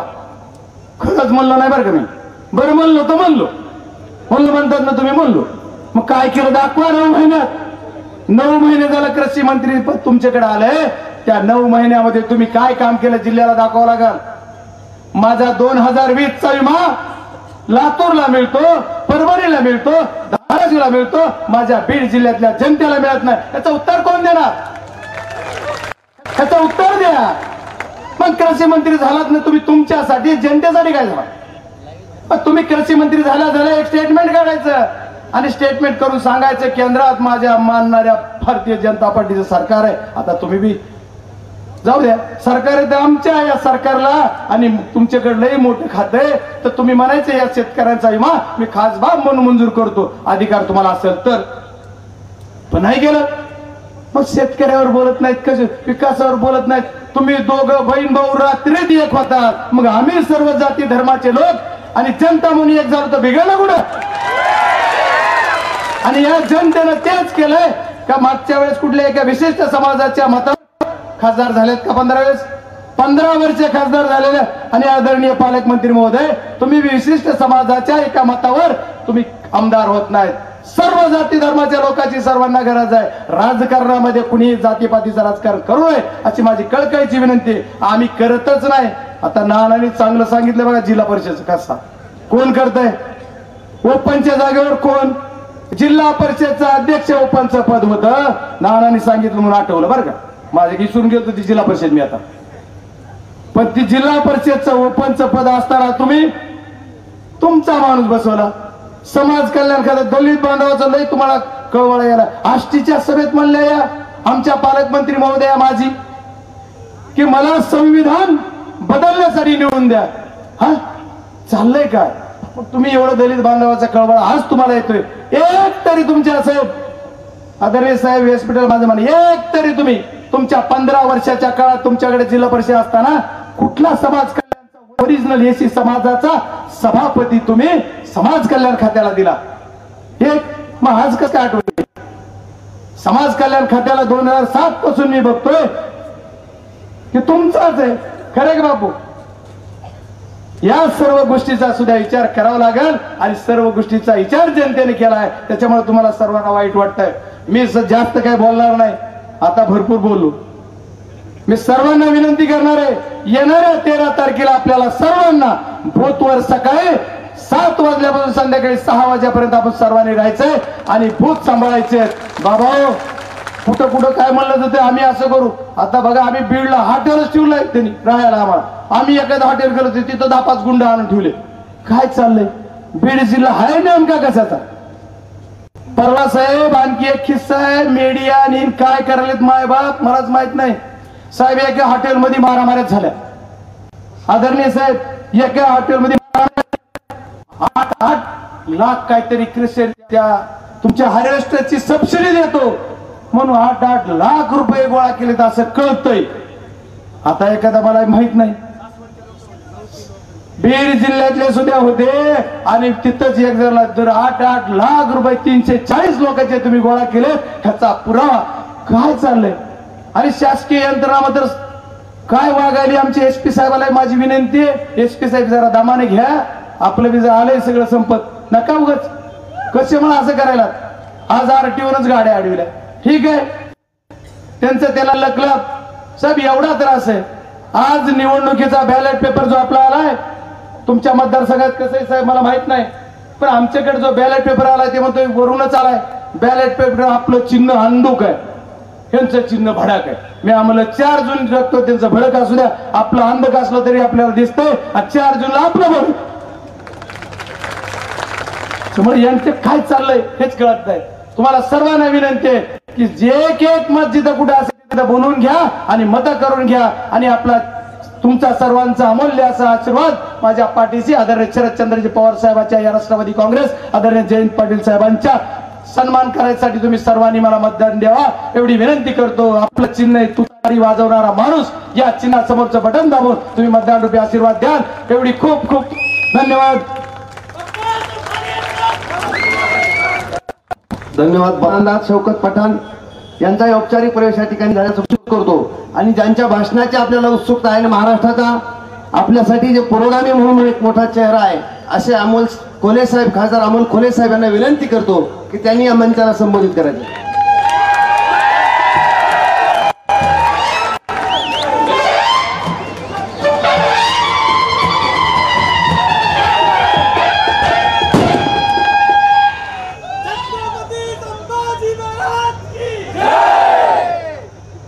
आदिशक्ती तुळजाभवानी, उभ्या हिंदुस्थानचा आराध्य दैवत छत्रपती शिवाजी महाराज आणि छत्रपती शिवाजी महाराजांनी या महाराष्ट्राच्या मातीतल्या माणसाला जगावं कसं हे शिकवल्यानंतर याच मातीतल्या माणसाला शेवटच्या श्वासापर्यंत स्वाभिमानासाठी लढावं कसं हे शिकवणारे छत्रपती संभाजी महाराज यांच्या पवित्र स्मृतीला आज महाविकास आघाडी इंडिया आघाडीचे लोकसभा 2024 चे अधिकृत उमेदवार बजरंग बाप्पा सोनवणे यांच्या प्रचारासाठी आयोजित केलेल्या या सभेला मार्गदर्शन करणारे राष्ट्रवादी काँग्रेस पक्ष शरदचंद्र पवार या पक्षाचे प्रदेशचे अध्यक्ष माझे मार्गदर्शक आदरणीय जयंतरावजी पाटील साहेब, जीवनरावजी गोरे साहेब, माजी आमदार साहेबरावजी दरेकर, राष्ट्रवादी काँग्रेस पक्ष शरदचंद्र पवार या पक्षाचे युवकचे प्रदेशाध्यक्ष या तालुक्याचा खरा स्वाभिमान महबूबभाई शेख, बबनराव गीते, सय्यदजी सलीम, उषाताई दराडे, सुशीलाताई मोराळे, रामभाऊ खाडे, शिवसेनेचे जिल्हा प्रमुख परमेश्वरजी सातपुते, महादेवजी नागरगोजे, आम आदमी पार्टीचे अशोकराव येडे, मीनाक्षीताई पांडुळे, राजूभाऊ जानकर, शेतकरी कामगार पक्षाचे विष्णुपंत घोलप, गणेशजी कवडे, काँग्रेस पक्षाचे Bhaskarji Kedar, democratic party of इंडियाचे ज्यांचे विचार आपण ऐकले ते अजिंक्यजी चांदणे, पांथर सेनेचे धडाकेबाज पांथर दीपकजी केदार, सर्व पत्रकार बांधव आणि आपण सगळेजण सगळ्यांना जय शिवराय. खरं तर महाराष्ट्रभर फिरतोय आणि स्वतः लोकसभेची निवडणूक लढवत असताना पण म्हणजे आमचं शिरूरचं मतदान बी 13 तारखेला आहे. म्हणजे शिरूर लोकसभेचं मतदान आहे.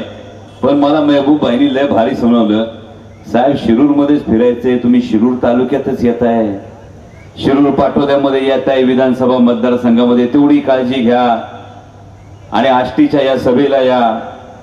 पण मला अनेक पत्रकारांनी खरं तर प्रश्न विचारला की स्वतः लोकसभेची निवडणूक लढवत असताना सुद्धा हे खूप अभावाने काही पत्रकार मला म्हणाले किंवा महापालिकेची निवडणूक लढवताना जिल्हा परिषदेची निवडणूक लढवताना वॉर्ड सोडून बाजूला जात नाहीत माणसं, लोकसभेची निवडणूक लढवायले आणि तरीही तुम्ही बाजूला येऊन इतर मतदारसंघामध्ये प्रचार करताय.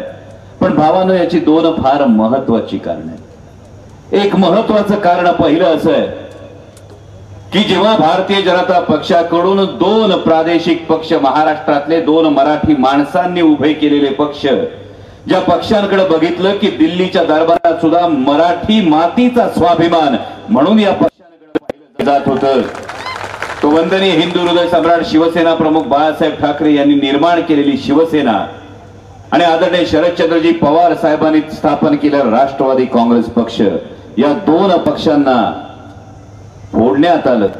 या दोन पक्षांचे नेते पळवण्यात आले, चिन्ह पळवण्यात आली. आणि या पद्धतीनं आमच्याकडे असं म्हटलं एका मामानं, घरावर टाकलेला पाहिला होता, आता पक्षांवर बी अशा पद्धतीनं दबाव टाकून दरोडा टाकतात का काय, अशी ही परिस्थिती निर्माण झालेली असताना आदरणीय शरदचंद्रजी पवार साहेब आजही महाराष्ट्राच्या स्वाभिमानासाठी लढतायत. आणि दोन पर्याय आहेत. माझ्या भावांना उद्या कोणी येईल, कोणी काही भाषण करतील, पण हा प्रश्न कायम लक्षात ठेवा, 2024च्या या लोकसभा निवडणुकीच्या संदर्भात 5, 10, 15 वर्षांनंतर जेव्हा आमचे पत्रकार बांधव लिहितील, जेव्हा कुठला तरी लेखक लिहिल, जेव्हा याचं वार्तांकन करेल, तेव्हा नक्की हा प्रश्न असेल का 2024ला महाराष्ट्रातल्या जनतेसमोर, बीड जिल्ह्यातल्या जनतेसमोर दोन प्रश्न होते. स्वार्थासाठी सरपटत जाणाऱ्यांच्या गर्दीत मिसळायचं का स्वाभिमानाने लढणाऱ्यांच्या यादीत उभं राहायचं. आणि जेव्हा हा प्रश्न विचारला जाईल तेव्हा स्वाभिमानासाठी लढणाऱ्यांच्या यादीत हा जो लढवय्या योद्धा आहे, हा जो संघर्ष योद्धा आहे, याच्या खांद्याला खांदा लावून आज बीड मध्ये उभं राहणं माझं कर्तव्य आहे. आणि म्हणून उमेदवार असताना सुद्धा इथे येऊन उभा राहतो. काल तुम्ही बातम्यांमध्ये वाचलं असेल, आदरणीय पवार साहेबांच्या प्रकृतीला सातत 22 दिवस 50 सभा, आणि 22 दिवस 50 सभा केल्यानंतर थोडासा आवाज बसला म्हणून आज खरं तर आदरणीय पवार साहेब येऊ शकले नाही. आणि खरंच येताना आदरणीय जयंत पाटील साहेबांबरोबर येताना हा विचार मनात आला, आपली संस्कृती आहे खरं तर घराची. घरातलं वडीलधार माणूस उन्हातानाची पर्वा न करता घराच्या स्वाभिमानासाठी लढत असेल तर माझ्यासारख्या युवा कार्यकर्त्यांचं हे कर्तव्य आहे की आपण सुद्धा त्यामध्ये खारीचा का होईना आपण वाटा उचलला पाहिजे. हे माझ्यासारख्या युवा कार्यकर्त्यांचं कर्तव्य. आणि विश्वास आहे मला, अभिमान आहे मला शिरूर लोकसभा मतदारसंघातल्या जनतेचा, कारण छत्रपती शिवाजी महाराजांची शिकवण आहे, ज्याचा बाले किल्ला मजबूत त्याचा गड मजबूत, आणि ज्याचा किल्ला मजबूत त्याला मुलुकगिरीसाठी बाहेर पडता येते. आणि हा विश्वास माझ्या शिरूर लोकसभा मतदारसंघातल्या जनतेने दिलाय. पण इकडे आल्यानंतर बाप्पा खरं तर मला असं वाटलं, तुम्ही सभेला बोलवलं खरं, पण जशी माझ्या शिरूर लोकसभा मतदारसंघामध्ये परिस्थिती आहे तशीच या लोकसभा मतदारसंघामध्ये दिसतीये. मायबाप जनतेनं ही निवडणूक हाती घेतली, कारण ही निवडणूक आता केवळ दोन पक्षांची राहिली नाही भाऊ, उमेदवारांची राहिलेली नाही, ही निवडणूक कुणाच्या प्रतिष्ठेची राहिलेली नाही, तर ही निवडणूक गेली 10 वर्ष सातत्यानं ज्या मोदी सामान्य जनतेला अपेक्षा भंग केला, ज्या मोदी सरकारने सर्वसामान्य देशाच्या जनतेला महागाईच्या खाईत लोटून दिलं, ज्या मोदी सरकारने सर्वसामान्य युवकाला बेरोजगारीच्या खाईत लोटून दिलं, ते मोदी सरकार विरुद्ध सर्वसामान्य भारतीय जनता अशी ही निवडणूक झालेली आहे. आणि म्हणून ही निवडणूक जेवढी बजरंग बाप्पाची तेवढीच ही निवडणूक तुमच्या प्रत्येकाची आहे. ही निवडणूक तुमच्यातल्या प्रत्येक शेतकऱ्याची ज्याच्या शेतमालाला भाव मिळाला नाही, ही निवडणूक तुमच्यातल्या प्रत्येक युवकाची ज्याला शिक्षण मिळून सुद्धा ज्याला रोजगार मिळाला नाही, ही निवडणूक माझ्या त्या प्रत्येक माता भगिनीची आहे की महिन्याला हातात नवऱ्याचा पगार आल्यानंतर आता महिनाभराचा खर्च कसा भागवायचा हा प्रश्न ज्या माता भगिनीच्या चेहऱ्यावर पडतो, त्या प्रत्येक माता भगिनीची ही निवडणूक. आता उद्या इथं माननीय पंतप्रधानांचं बहुतेक 3दा कॅन्सल झालेली सभा 4थ्यांदा होती. हा येईल का नाही माहित नाही, होईल का नाही माहित नाही, पण एक गोष्ट लक्षात ठेवा बापा, काय बी घाबरू नका. दिल्लीहून मुंबईहून किती बी हेलिकॉप्टर येऊ द्या, किती बी विमान येऊ द्या, किती बी लँड होऊ द्या, तुमचं विमान तुम्हाला दिल्लीचं पकडायचंय एवढी गोष्ट ध्यानात ठेवा.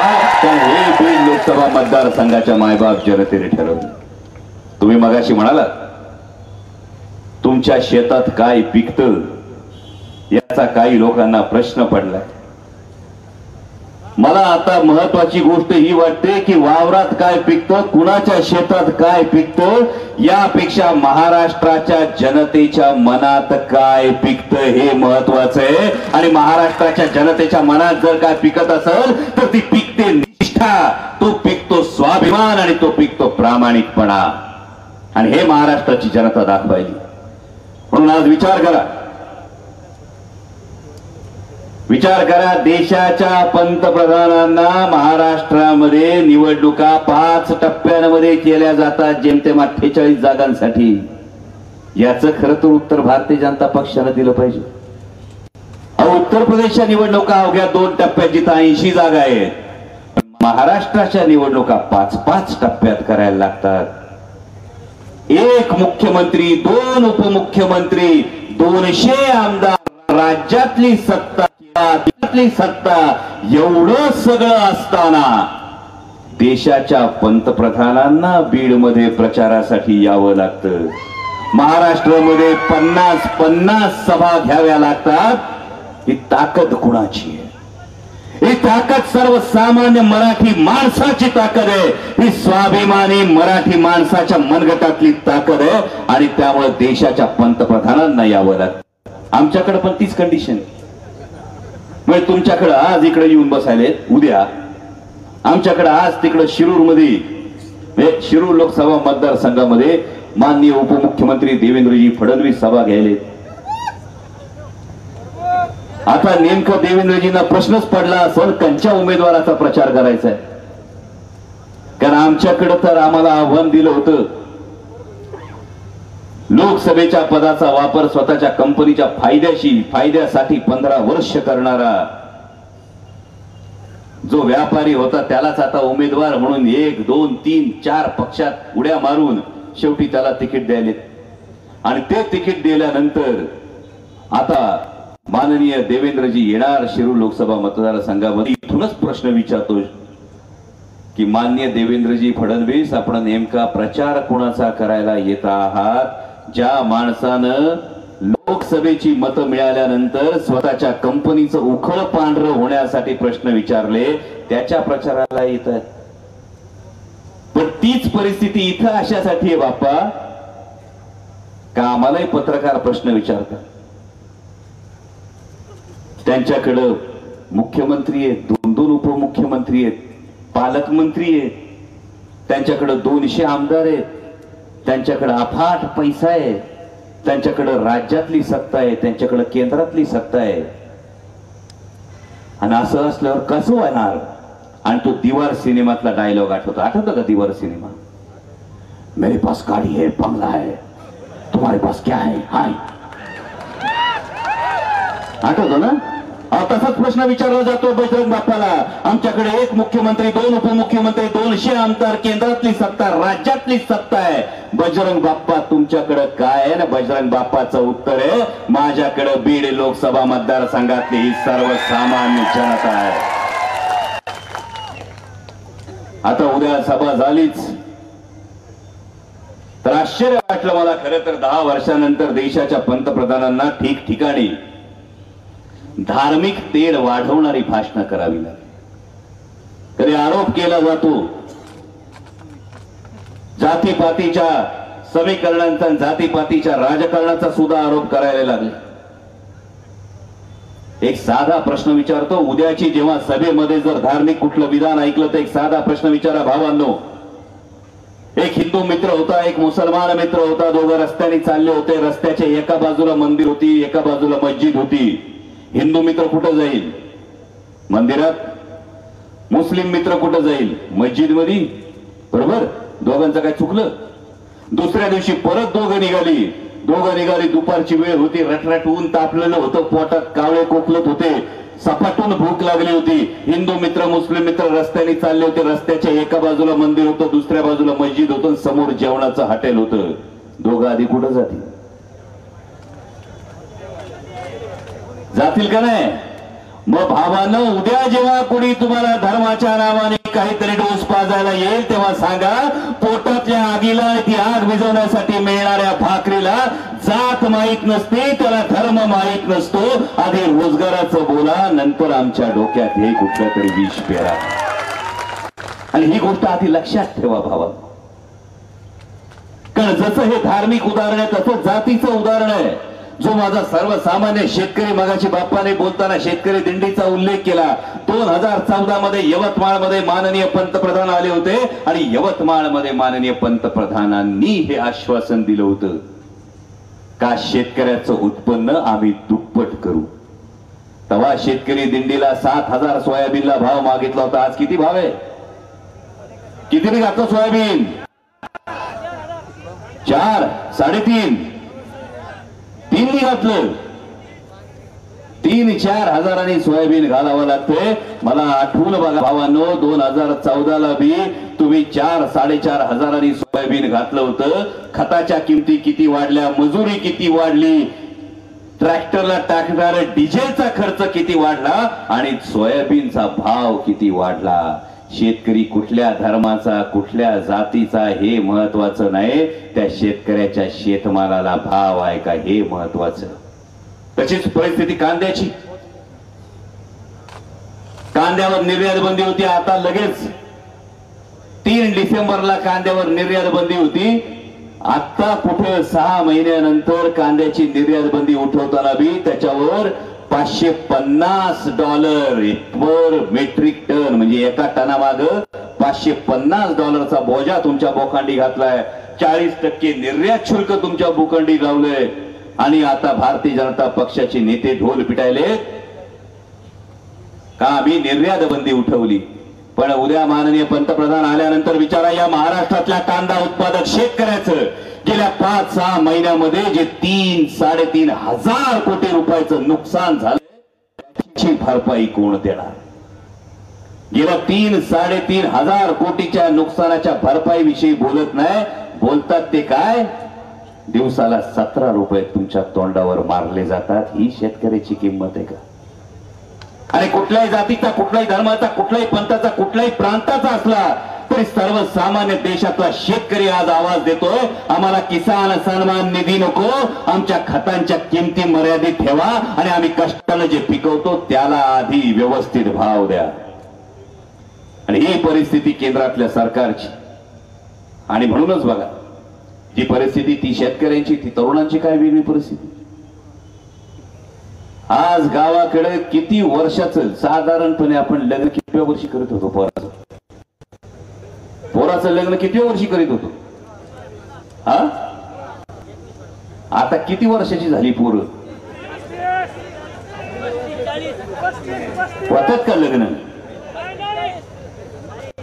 माझ्या भावाचा हा साधा प्रश्न यासाठी विचारावा लागतो. आज शेतावर आमचा जो तरुण असतो, या शेतमाला, शेतीत काय राहिलं नाही, शेतीत काय राम राहिला नाही. आधी बघितलं जायचं, स्थळ आलं का बघितलं जायचं, वावर किती, शेती किती, एकर किती, हे सगळं बघितलं जायचं. आज विचारलं जातं पोरग शेतीवर आहे का? आणि जर पोरीचा बाप असेल तर पोरीचा बाप आधी मान नकारार्थी हलवतो. नुसतं शेतीवर पोरग असलं तर पोरगी कशी द्यायची? हे नुकसान कुणी केलंय कृषी प्रधान देशात? याचा उत्तर खरं तर माननीय पंतप्रधानांना द्यायला पाहिजे. 2 कोटी रोजगार देणार होते आमच्या तरुणाला दरवर्षी, 2 कोटी. आज काय सांगतात आमच्या पोराला? मोबाईल उघडून बघा, टीव्ही लावून बघा, काय बघायला मिळतं? काय खेळा? 2 कोटी जिथं रोजगार येणार होते तिथं आमच्या पोरांना सांगितलं जातं, खेलो रमी, खेलो जंगली रमी. मॅच बघायला गेलं का आधी जाहिरात येते, बनवा आधी टीम. बरोबर भावानं, थट्टेचा विषय नाही, कालचाच प्रसंग सांगतो. काल प्रचाराच्या गडबडीत होतो. काल बारामतीच्या सभा करून नगरला चाललो होतो आणि नगरला चालला असताना एक फोन आला. खानदेशातलं पोरग होतं. खानदेशातलं पोरग पुण्यात आलं होतं, नोकरीच्या निमित्तानं आलं होतं. आई बापांनी मोठ्या आशेनं खुश होऊन पोराचं लग्न लावून दिलं होतं. पोराला नोकरी लागली होती. लाखभर रुपयाचा पगार पोराला होता. आणि त्या पोराचा मला फोन आला होता. त्यांनी सांगितलं, दादा ऑनलाईन गेमिंग मध्ये 25-30 लाख रुपये घालवून बसलोय. 25-30 लाख रुपये घालून बसलोय. आयटी क्षेत्रातला पोरगा, लाखभर रुपये पगार असलेला पोरगा. त्याला म्हटलं, बाळा घरी कोण कोण असतंय? तो म्हटला, आता लेकरू 1 महिन्याचं आहे. 1 महिन्याचं लेकरू आहे. 25-30 लाखाचं कर्ज डोक्यावर झालं ऑनलाईन गेमिंग मुळे. आणि आता या 25-30 लाखापासून सुटका कशी व्हायची हे कळना झालंय. आता आत्महत्या करण्याशिवाय पर्याय नाही. 1 महिन्याचं पोरग पदरात, हातात नोकरी असताना केवळ ऑनलाईन गेमिंग पोटी 25-30 लाख रुपये गमावले. आता तुम्ही म्हणाल, याचा संबंध निवडणुकीशी कसा? बरोबर, माहिती का याचा निवडणुकीशी संबंध कसा? भावांनो, जे उद्या माननीय पंतप्रधान येणार आहे त्यांनी नारा दिला होता, ना खाऊंगा ना खाने दूंगा. पण जागतिक पातळीवर भ्रष्टाचार आपल्या देशात झालाय, ज्याचं नाव आहे इलेक्टोरल बॉन्ड्स. या इलेक्टोरल बॉन्ड्स मध्ये फ्युचर गेमिंग नावाच्या एका कंपनीने, जी कंपनी या ऑनलाईन गेमिंग आणि ऑनलाईन लॉटरी मध्ये काम करते, या कंपनीने 500 कोटी रुपयाचे इलेक्टोरल बॉन्ड्स दिले. 500 कोटी रुपयाचे इलेक्टोरल बॉन्ड जे दिले, माननीय पंतप्रधानांना अत्यंत नम्रपणे हाच प्रश्न विचारू इच्छितो. माननीय पंतप्रधान महोदय, अहो 500 कोटी रुपयांच्या इलेक्टोरल बॉन्ड दिले म्हणून माझ्या देशातल्या युवकांचं भवितव्य आणि त्यांचं आयुष्य अशा प्रकारे तुम्ही ऑनलाईन गेमिंग आणि ऑनलाईन लॉटरी करणाऱ्या लोकांना हे विकले का? हा प्रश्न आज जनतेच्या मनात आहे. आणि भावानं, हे सगळे प्रश्न घेऊन निवडणुकीला जा. 13 मेला मतदान आहे. बरं झालं, मी पंतप्रधानांचे लय आभार मानतो. बाप्पा, तुम्ही म्हणाला बॅलेट पेपरवर ईव्हीएम वर त्यांचं चिन्ह भडक आहे. लई चांगले, त्यांचं चिन्ह भडक आहे ते लई चांगले. कारण कंच चिन्ह दाबायचं नाही, कुठलं बटन दाबायचं नाही हे ते सांगताय. आणि त्यात माननीय पंतप्रधानांचं मनापासून मी आभार मानेन की पंतप्रधान बीड मध्ये सभा घ्यायला येत आहेत. कारण माननीय पंतप्रधान जेव्हा 2014 मध्ये माननीय पंतप्रधानांना जेव्हा येताना बघाल ना पेपरमध्ये बातम्या, तुम्ही छापणारच असं फोटो बिटो छापणार ना. तुमच्या सगळ्यांचे आभार मानायला आवर्जून माननीय पंतप्रधानांच्या सभेचा फोटो पंतप्रधानांच्या चेहऱ्यासहित आपण छापा, अशी माझी आपणा सर्वांना विनंती आहे. कारण बीड लोकसभा मतदारसंघातल्या प्रत्येक माणसाला आठवलं पाहिजे की याच माननीय पंतप्रधानांनी 2014 मध्ये सगळ्या देशातल्या नागरिकांना सांगितलं होतं का मतदानाला जाताना गॅस सिलेंडरला नमस्कार करून जा. आठवतंय का? भूलना मत. याच पंतप्रधानांनी सांगितलं होतं 2014 मध्ये मतदानाला जाताना गॅस सिलेंडरला नमस्कार करून जा. आता 13 मे जेव्हा बीड लोकसभा मतदारसंघाचं मतदान करायला जाल तेव्हा त्याच आपल्या आदरणीय पंतप्रधानांचा चेहरा आठवा, समोर गॅस सिलेंडर ठेवा, पण एकदा नाही 3दा नमस्कार करून जा. कारण 400 रुपयाचा सिलेंडर आता 1200च्या जवळ गेलाय, तेव्हा त्याला 3दा नमस्कार करा.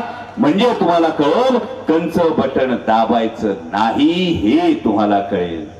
आणि म्हणून तुम्हाला एवढीच कळकळीची विनंती करतो, जाता जाता एवढं सांगतो, आज 6 तारीख आहे. आणखी 5-6 दिवस प्रचाराच्या तोफा धडाडत राहतील. अनेक जण अनेक गोष्टी सांगतील, पण तुमच्या उमेदवाराचं नाव लय भारी आहे.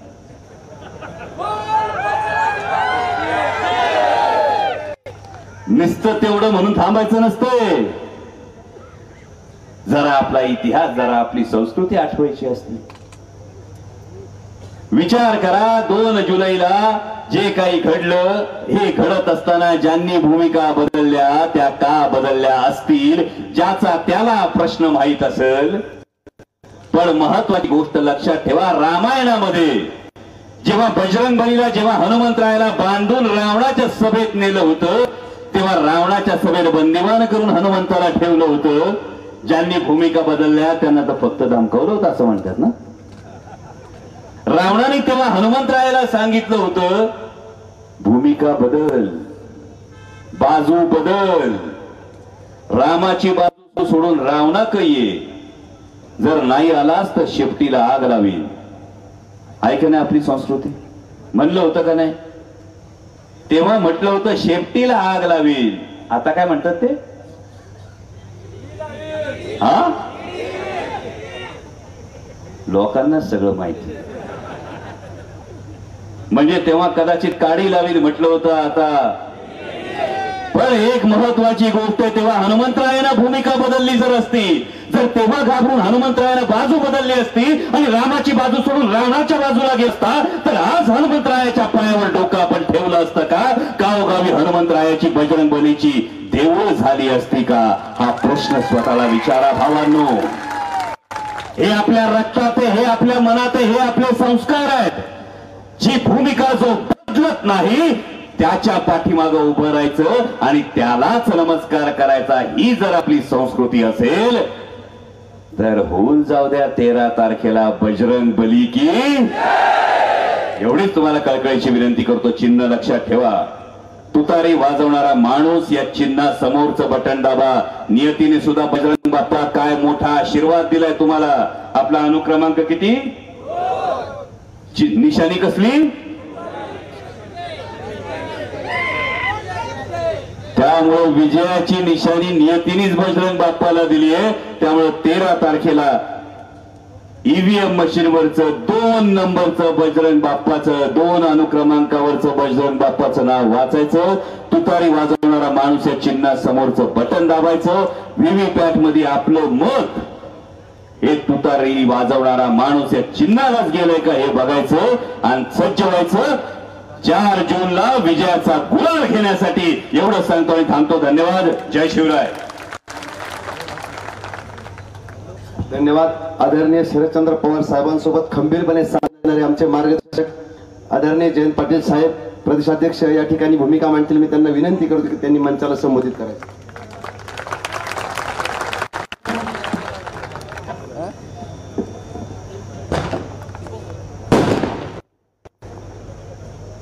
ज्यांच्या उत्कृष्ट भाषणाचा अनुभव आपण सगळ्यांनी घेतला ते संसद रत्न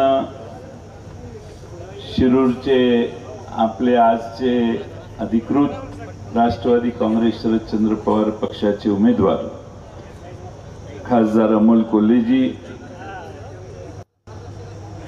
आमचे जे नेते ते जीवनराव गोरे साहेब, आपल्या सर्वांचे लाडके उमेदवार बजरंग बाप्पा सोनवणे, माजी आमदार साहेबराव दरेकर नाना, महाराष्ट्र प्रदेश युवक राष्ट्रवादी शरदचंद्र पवार पक्षाचे अध्यक्ष मेहबूब शेख,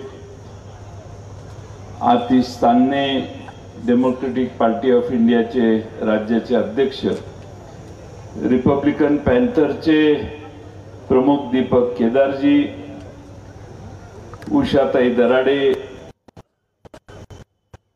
सुशीलाताई मोराळे, तालुक्याचे अध्यक्ष राम खाडेजी, शिवसेना जिल्हा प्रमुख परमेश्वर सातपुते, भारतीय कम्युनिस्ट पक्षाचे कॉम्रेड महादेव नागरगोजे, आम आदमी जिल्हा अध्यक्ष यशोक येडे, महिला काँग्रेसच्या जिल्हा अध्यक्षा मीनाक्षीताई पाडुळे, काँग्रेस पक्षाचे भास्कर केदारे, बार काउन्सिलचे अध्यक्ष ॲडव्होकेट NL जाधव साहेब, बबनराव गीते, युवा नेते पाटोद्याचे गणेश कवडे, विष्णुपंत घोलप आपल्या शेतकरी कामगार पक्षाचे, संतोष जाधव, रवी ढोबळे, रमेश सानप, पाटोदा आष्टी शिरूरचे तालुका अध्यक्ष, त्याचबरोबर शिवसेनेचे तालुका अध्यक्ष सुभाष राऊत, मुकुंद शिंदे, सोपान मोरे, अजिनाथ खेडकर,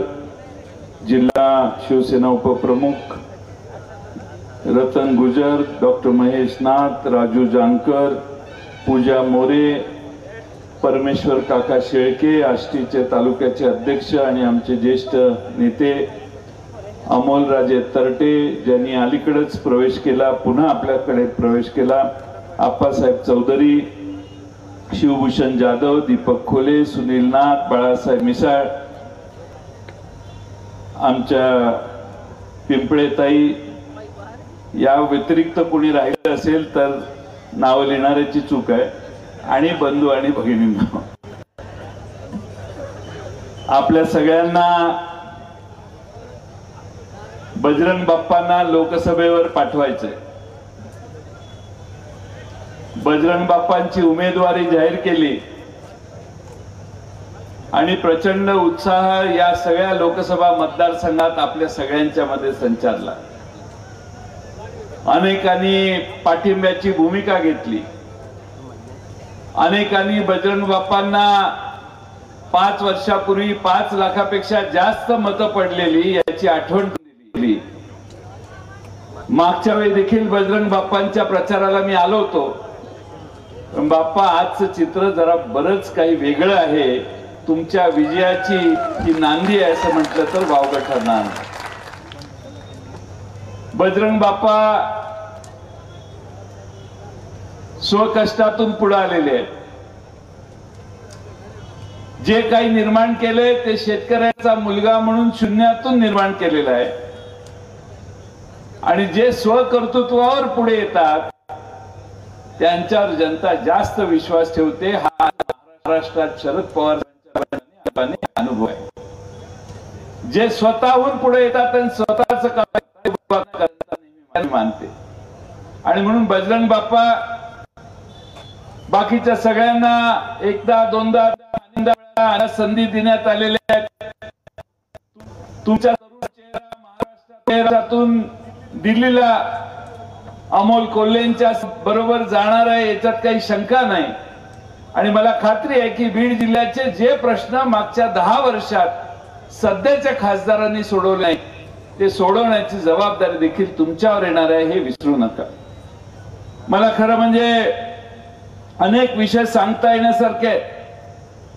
या मतदारसंघात आष्टीच्या योजनेला जलसंपदा मंत्री असताना मी बरीचशी मोठी गती दिली. बऱ्याचशा परवानग्या, आवश्यकता, अनेक बैठका घेऊन केल्या. उद्देश आमचा असा होता की आष्टीला 2024 संपायच्या आधी पाणी पडायला पाहिजे. काही ना काही झालं तर कुंटेफळ योजनेला जास्त गती द्यायला पाहिजे ही भूमिका घेऊन अनेक बैठका या योजनेसाठी मंत्री या नात्याने मी घेतल्या. शिरूर तालुक्यासाठी निमगाव आणि ब्रह्मनाथ येळमच्या बॅरेज मंजूर केले.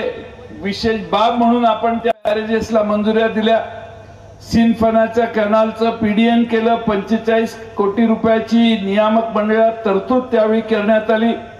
सिंदफणा धरणाची उंची वाढवण्यासाठी जमीन ऍक्विजिशनचा अडचण होती, त्यासाठी 9 कोटी रुपये दिले आणि उंची वाढवण्याच्या प्रकल्पाला देखील मान्यता देण्याचं काम त्या काळात झालं.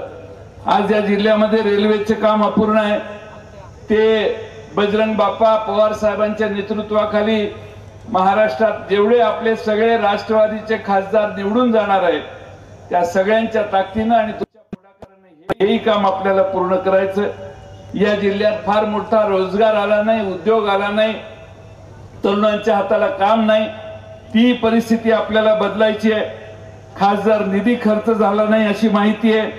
सगळा खर्च तुम्ही कराल आणि पदरचाही खर्च कराल असा मला विश्वास आहे. त्यामुळे खासदार निधी खर्च काही चिंता येईल असं मला वाटत नाही.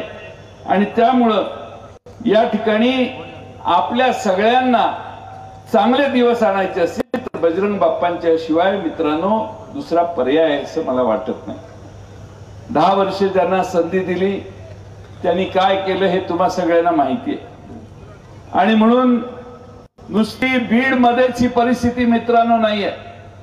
मी महाराष्ट्रातल्या वेगवेगळ्या जिल्ह्यामध्ये जाऊन आलो. आम्ही 10 लोकसभेत उमेदवार उभे केलेले आहेत आणि मी आपल्याला विश्वासाने सांगतो त्या 10 मधला पराभूत होऊ शकतो असा एकही उमेदवार नाही, कारण जनतेचा सर्व 10 ठिकाणी प्रचंड पाठिंबा आहे. आणि म्हणून सगळे होते त्यावेळी अमोल कोल्हे साहेब, आम्ही तुम्हाला सगळ्यांना चौघांनाच निवडून दिल्लीला पाठवू शकलो 22 उमेदवारापैकी. आता कुणीही नाहीये, तुम्ही सगळे आहात, समोरचे सगळे आहेत. जनता काय चमत्कार करू शकते हे तुम्हाला 4 जूनला मतमोजल्यावर कळेल. 10 पैकी 10 मी म्हणतोय, पण 10 पैकी 7 ते 8 खासदार हे पवार साहेबांचे दिल्लीला पाठवण्याचं काम महाराष्ट्र करेल. शिवसेनेचे खासदार मोठ्या प्रमाणात जातील, काँग्रेसचेही खासदार दिल्लीला मोठ्या प्रमाणात जातील. माझा अंदाज आहे की 48 पैकी 32 ते 35 खासदार हे महाविकास आघाडीचे निवडून गेल्याशिवाय राहणार नाही. आपल्या सगळ्यांना किती त्रास या 10 वर्षात झालेला आहे हे तुम्हा सगळ्यांना माहिती आहे. पण हा त्रास होत असताना आपली लूट किती झाली, आपल्या खिशातनं काढले किती, आणि किती लोकांनी आपल्या दिल्ली सरकारने आणि महाराष्ट्र सरकारने आपल्याकडून पैसे मिळवले, हे सगळं जर बघितलं तर आपल्या खिशात 6,000 रुपये केंद्राचे, 6,000 रुपये राज्याचे आले. पण दिल्लीने प्रत्येकाच्या खिशातनं 1.5-2 लाख रुपये दरवर्षी काढायचा सपाटा काढला. तुम्ही म्हणाले कसं काय? 50,000 रुपये जर तुम्हाला घर चालवायला लागत असतील तर 9,000 रुपये जीएसटी ला आपण भरतो दर महिन्यात. 1,00,000-1.25 लाख रुपये तर जीएसटी लाच आपण भरतो. चपलेपासून कपड्यापासून तुम्ही म्हणाल त्याच्यावर आज काहीही गरिबाला फुकट नाही. शेतकऱ्यांच्या अवजारांवर टॅक्स आहे 18%, 12%. शेततळ करायला प्लास्टिकचा कागद घ्यायला गेला तरी त्याच्यावर जीएसटी आहे. एकही गोष्ट मोदी साहेबांच्या सरकारने कर आकारण्याची सोडली नाही. त्यामुळे तुमच्या खिशातनं प्रचंड मोठे पैसे जातात. आता काल परवा खताचे नवीन दर 5 मे 2024 पासून लागू झाले. तुम्हाला माहिती आहे की नाही माहित नाही. 10-26 ला 1,470 रुपये परवापर्यंत दर होता, आता 1,700 रुपये दर होणार आहे. म्हणजे 230 रुपये वाढ झाली. 24-24-00 ला 1,550 रुपये दर होता, आता 1,700 रुपये दर गेलाय, म्हणजे 150 रुपये वाढले. 20-20-013 ला 1,250च्या ऐवजी 1,450 म्हणजे 200 रुपये वाढले. म्हणजे खतामध्ये सरासरीने 200-250 रुपये यांनी आजच वाढवले.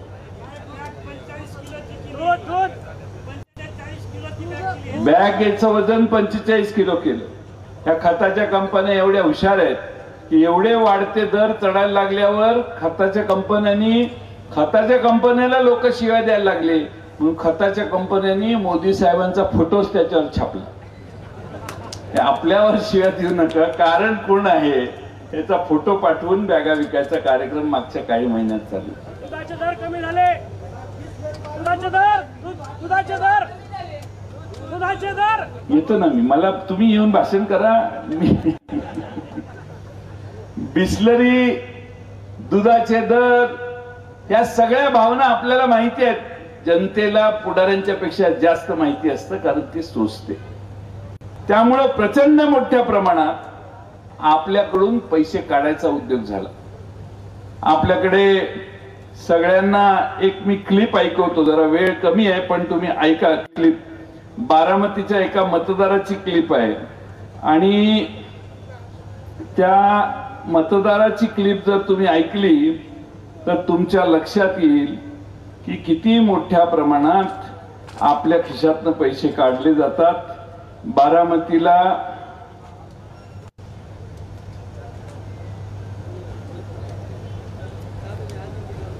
ऐकण्यासारखी क्लिप आहे म्हणून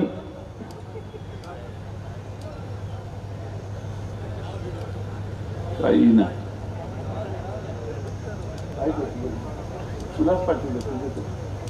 आल्यावर दाखवतो.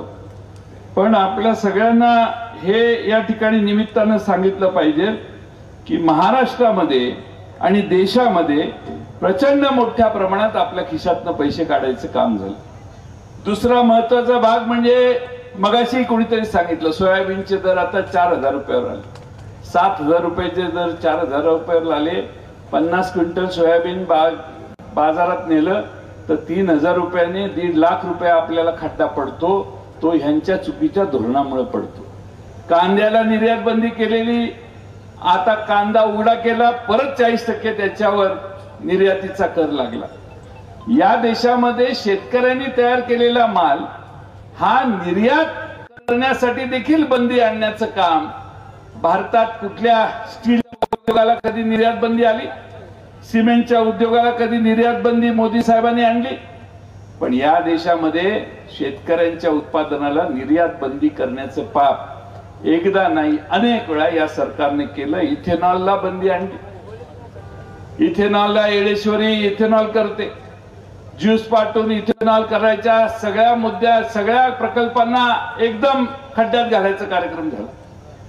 साखरेच्या निर्यातीला बंदी, कांद्याला निर्यात बंदी, प्रत्येक पिकाच्या मागे निर्यात बंदीसाठी या सरकारने सतत प्रयत्न केला आणि शेतकऱ्याला खड्ड्यात घालण्याचं काम केलं.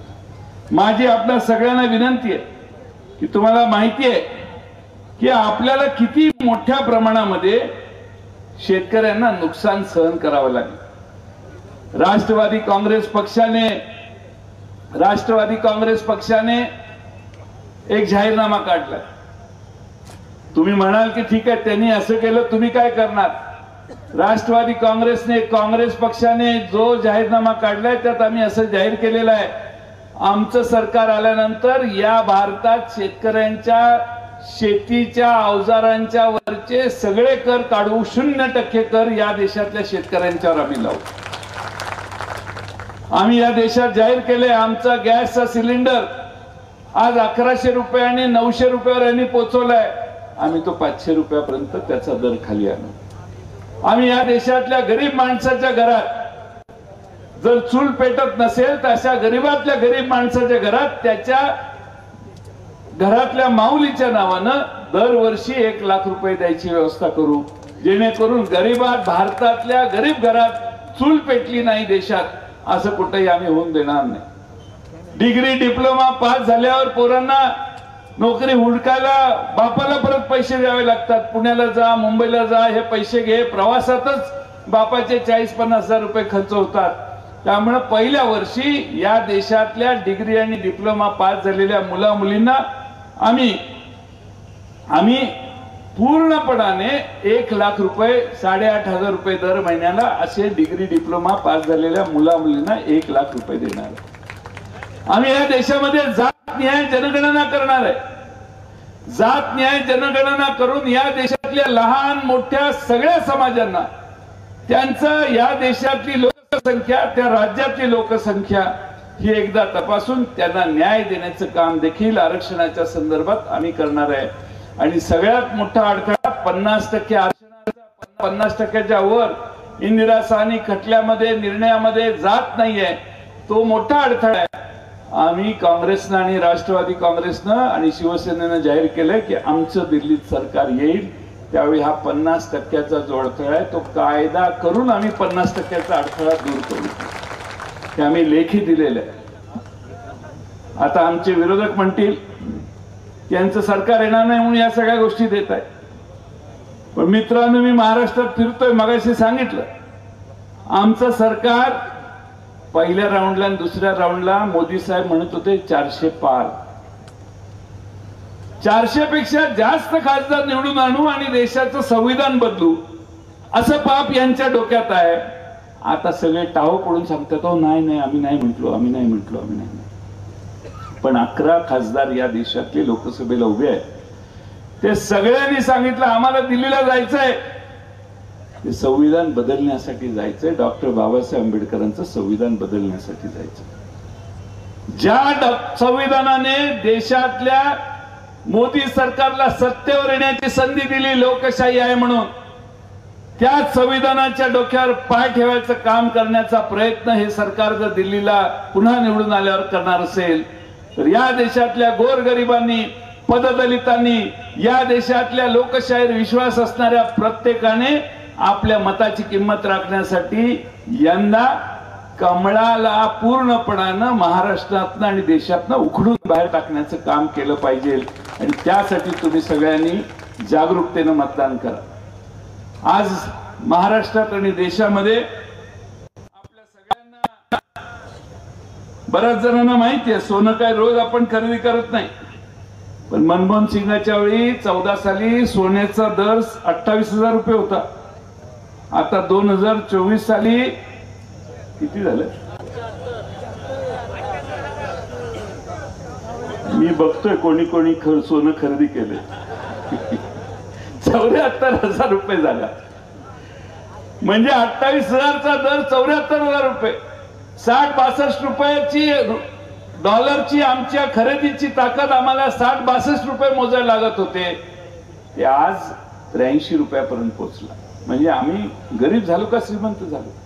या देशामध्ये मुठभर लोक मित्रांनो श्रीमंत झाली, मुठभर लोक या देशात श्रीमंत झाली आणि मुठभर लोक श्रीमंत झाली कारण त्या सगळ्यांना या देशातली बंदरं मालकीची करून टाकली, या देशातली सगळी विमानतळे यांनी यांना दिली, या देशातले मोठे रस्ते करायचे अधिकारी यांनाच दिले।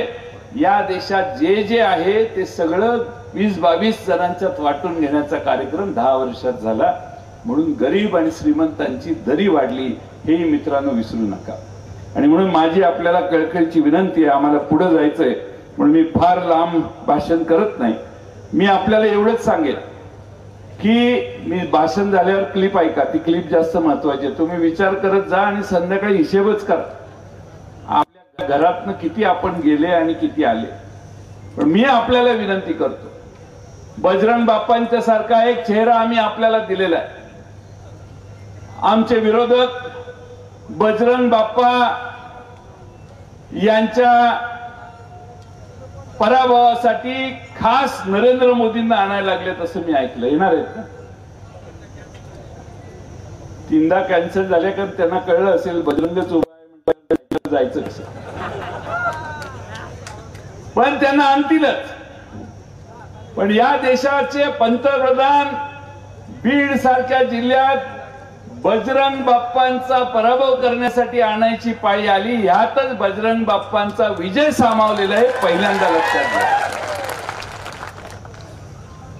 तुम्हाला बजरंग बाप्पा साधा वाटतो तर एवढ्या मोठ्या माणसाला आणायची गरज काय? बरं बीड मध्ये तर घ्या शहरात, की आता बीड सोडून आता आंबेजोगाईला का?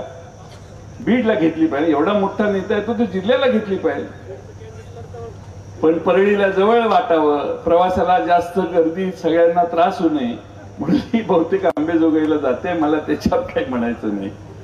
पण मी 8-9 2 दिवस या मतदारसंघात येणार आहे, त्यावेळी मी अधिकच बोलेन, पण एक छोटीशी क्लिप तुम्ही ऐका आणि मी आपणाला पुन्हा विनंती करतो की या विधानसभा मतदारसंघात माझं झालं, या विधानसभा मतदारसंघामध्ये काही झालं तरी पुढचा आमदारही नाना आपल्यालाच करायचा आहे। तुम्ही नाना मला काय म्हटलं, मी 3 आमदार दिले या मतदारसंघातून, या मतदारसंघामधील पुढचा देखील तुतारी वाजवणारा माणूस या चिन्हावर शरद पवार साहेबांना या मतदारसंघातला आमदार तुम्हाला निवडून द्यायचा आहे आणि त्यासाठी या विधानसभा मतदारसंघामध्ये पूर्ण ताकदीनं तुम्ही सगळे काम करा।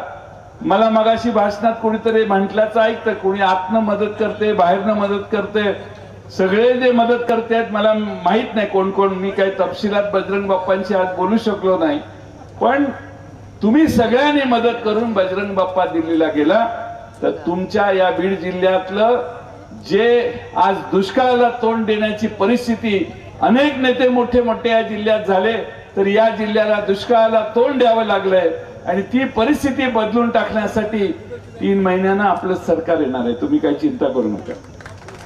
ते महाराष्ट्रात फिरून आल्यावर मी सांगतोय बरं का, आमचं सांगत नाही, आपलंच सरकार येणार आहे आणि आपलं सरकार येणार आहे। जे काय आता ज्यांच्या हातात आहे ते 3 महिने, बाकी सगळे आचारसंहिता आहे, त्यामुळे तुम्ही काही चिंता करू नका। आपलं सरकार आल्यावर मी या बीड जिल्ह्याला राष्ट्रवादी काँग्रेस शरदचंद्र पवार साहेबांच्या नावानं एक आश्वासन मुद्दामन देतो, ही कुंटेफळची योजना आम्ही 25च्या मध्यावर पूर्ण करू आणि पाणी पाडू पण या बीड जिल्ह्यामध्ये आम्ही आधीच काम सुरू केले.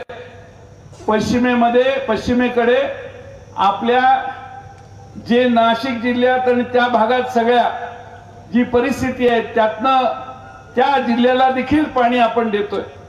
पण आपल्याकडे या गोदावरी खोऱ्यात पाण्याची अधिकची व्यवस्था करण्याची आवश्यकता आहे आणि ती पाण्याची व्यवस्था करून बीड जिल्ह्याचं हा जो दुष्काळी भाग म्हणून आपला सगळा भाग आपण ओळखतो त्या दुष्काळी भागाचं चित्र बदलण्याचं काम पुढच्या 5 वर्षात राष्ट्रवादी काँग्रेस शरदचंद्र पवार बजरंग बाप्पांच्या नेतृत्वाखाली खरेल एवढा विश्वास मी देतो. आणि ही क्लिप ऐका आणि मगच उठा, तोपर्यंत उठू नका एवढी विनंती करतो.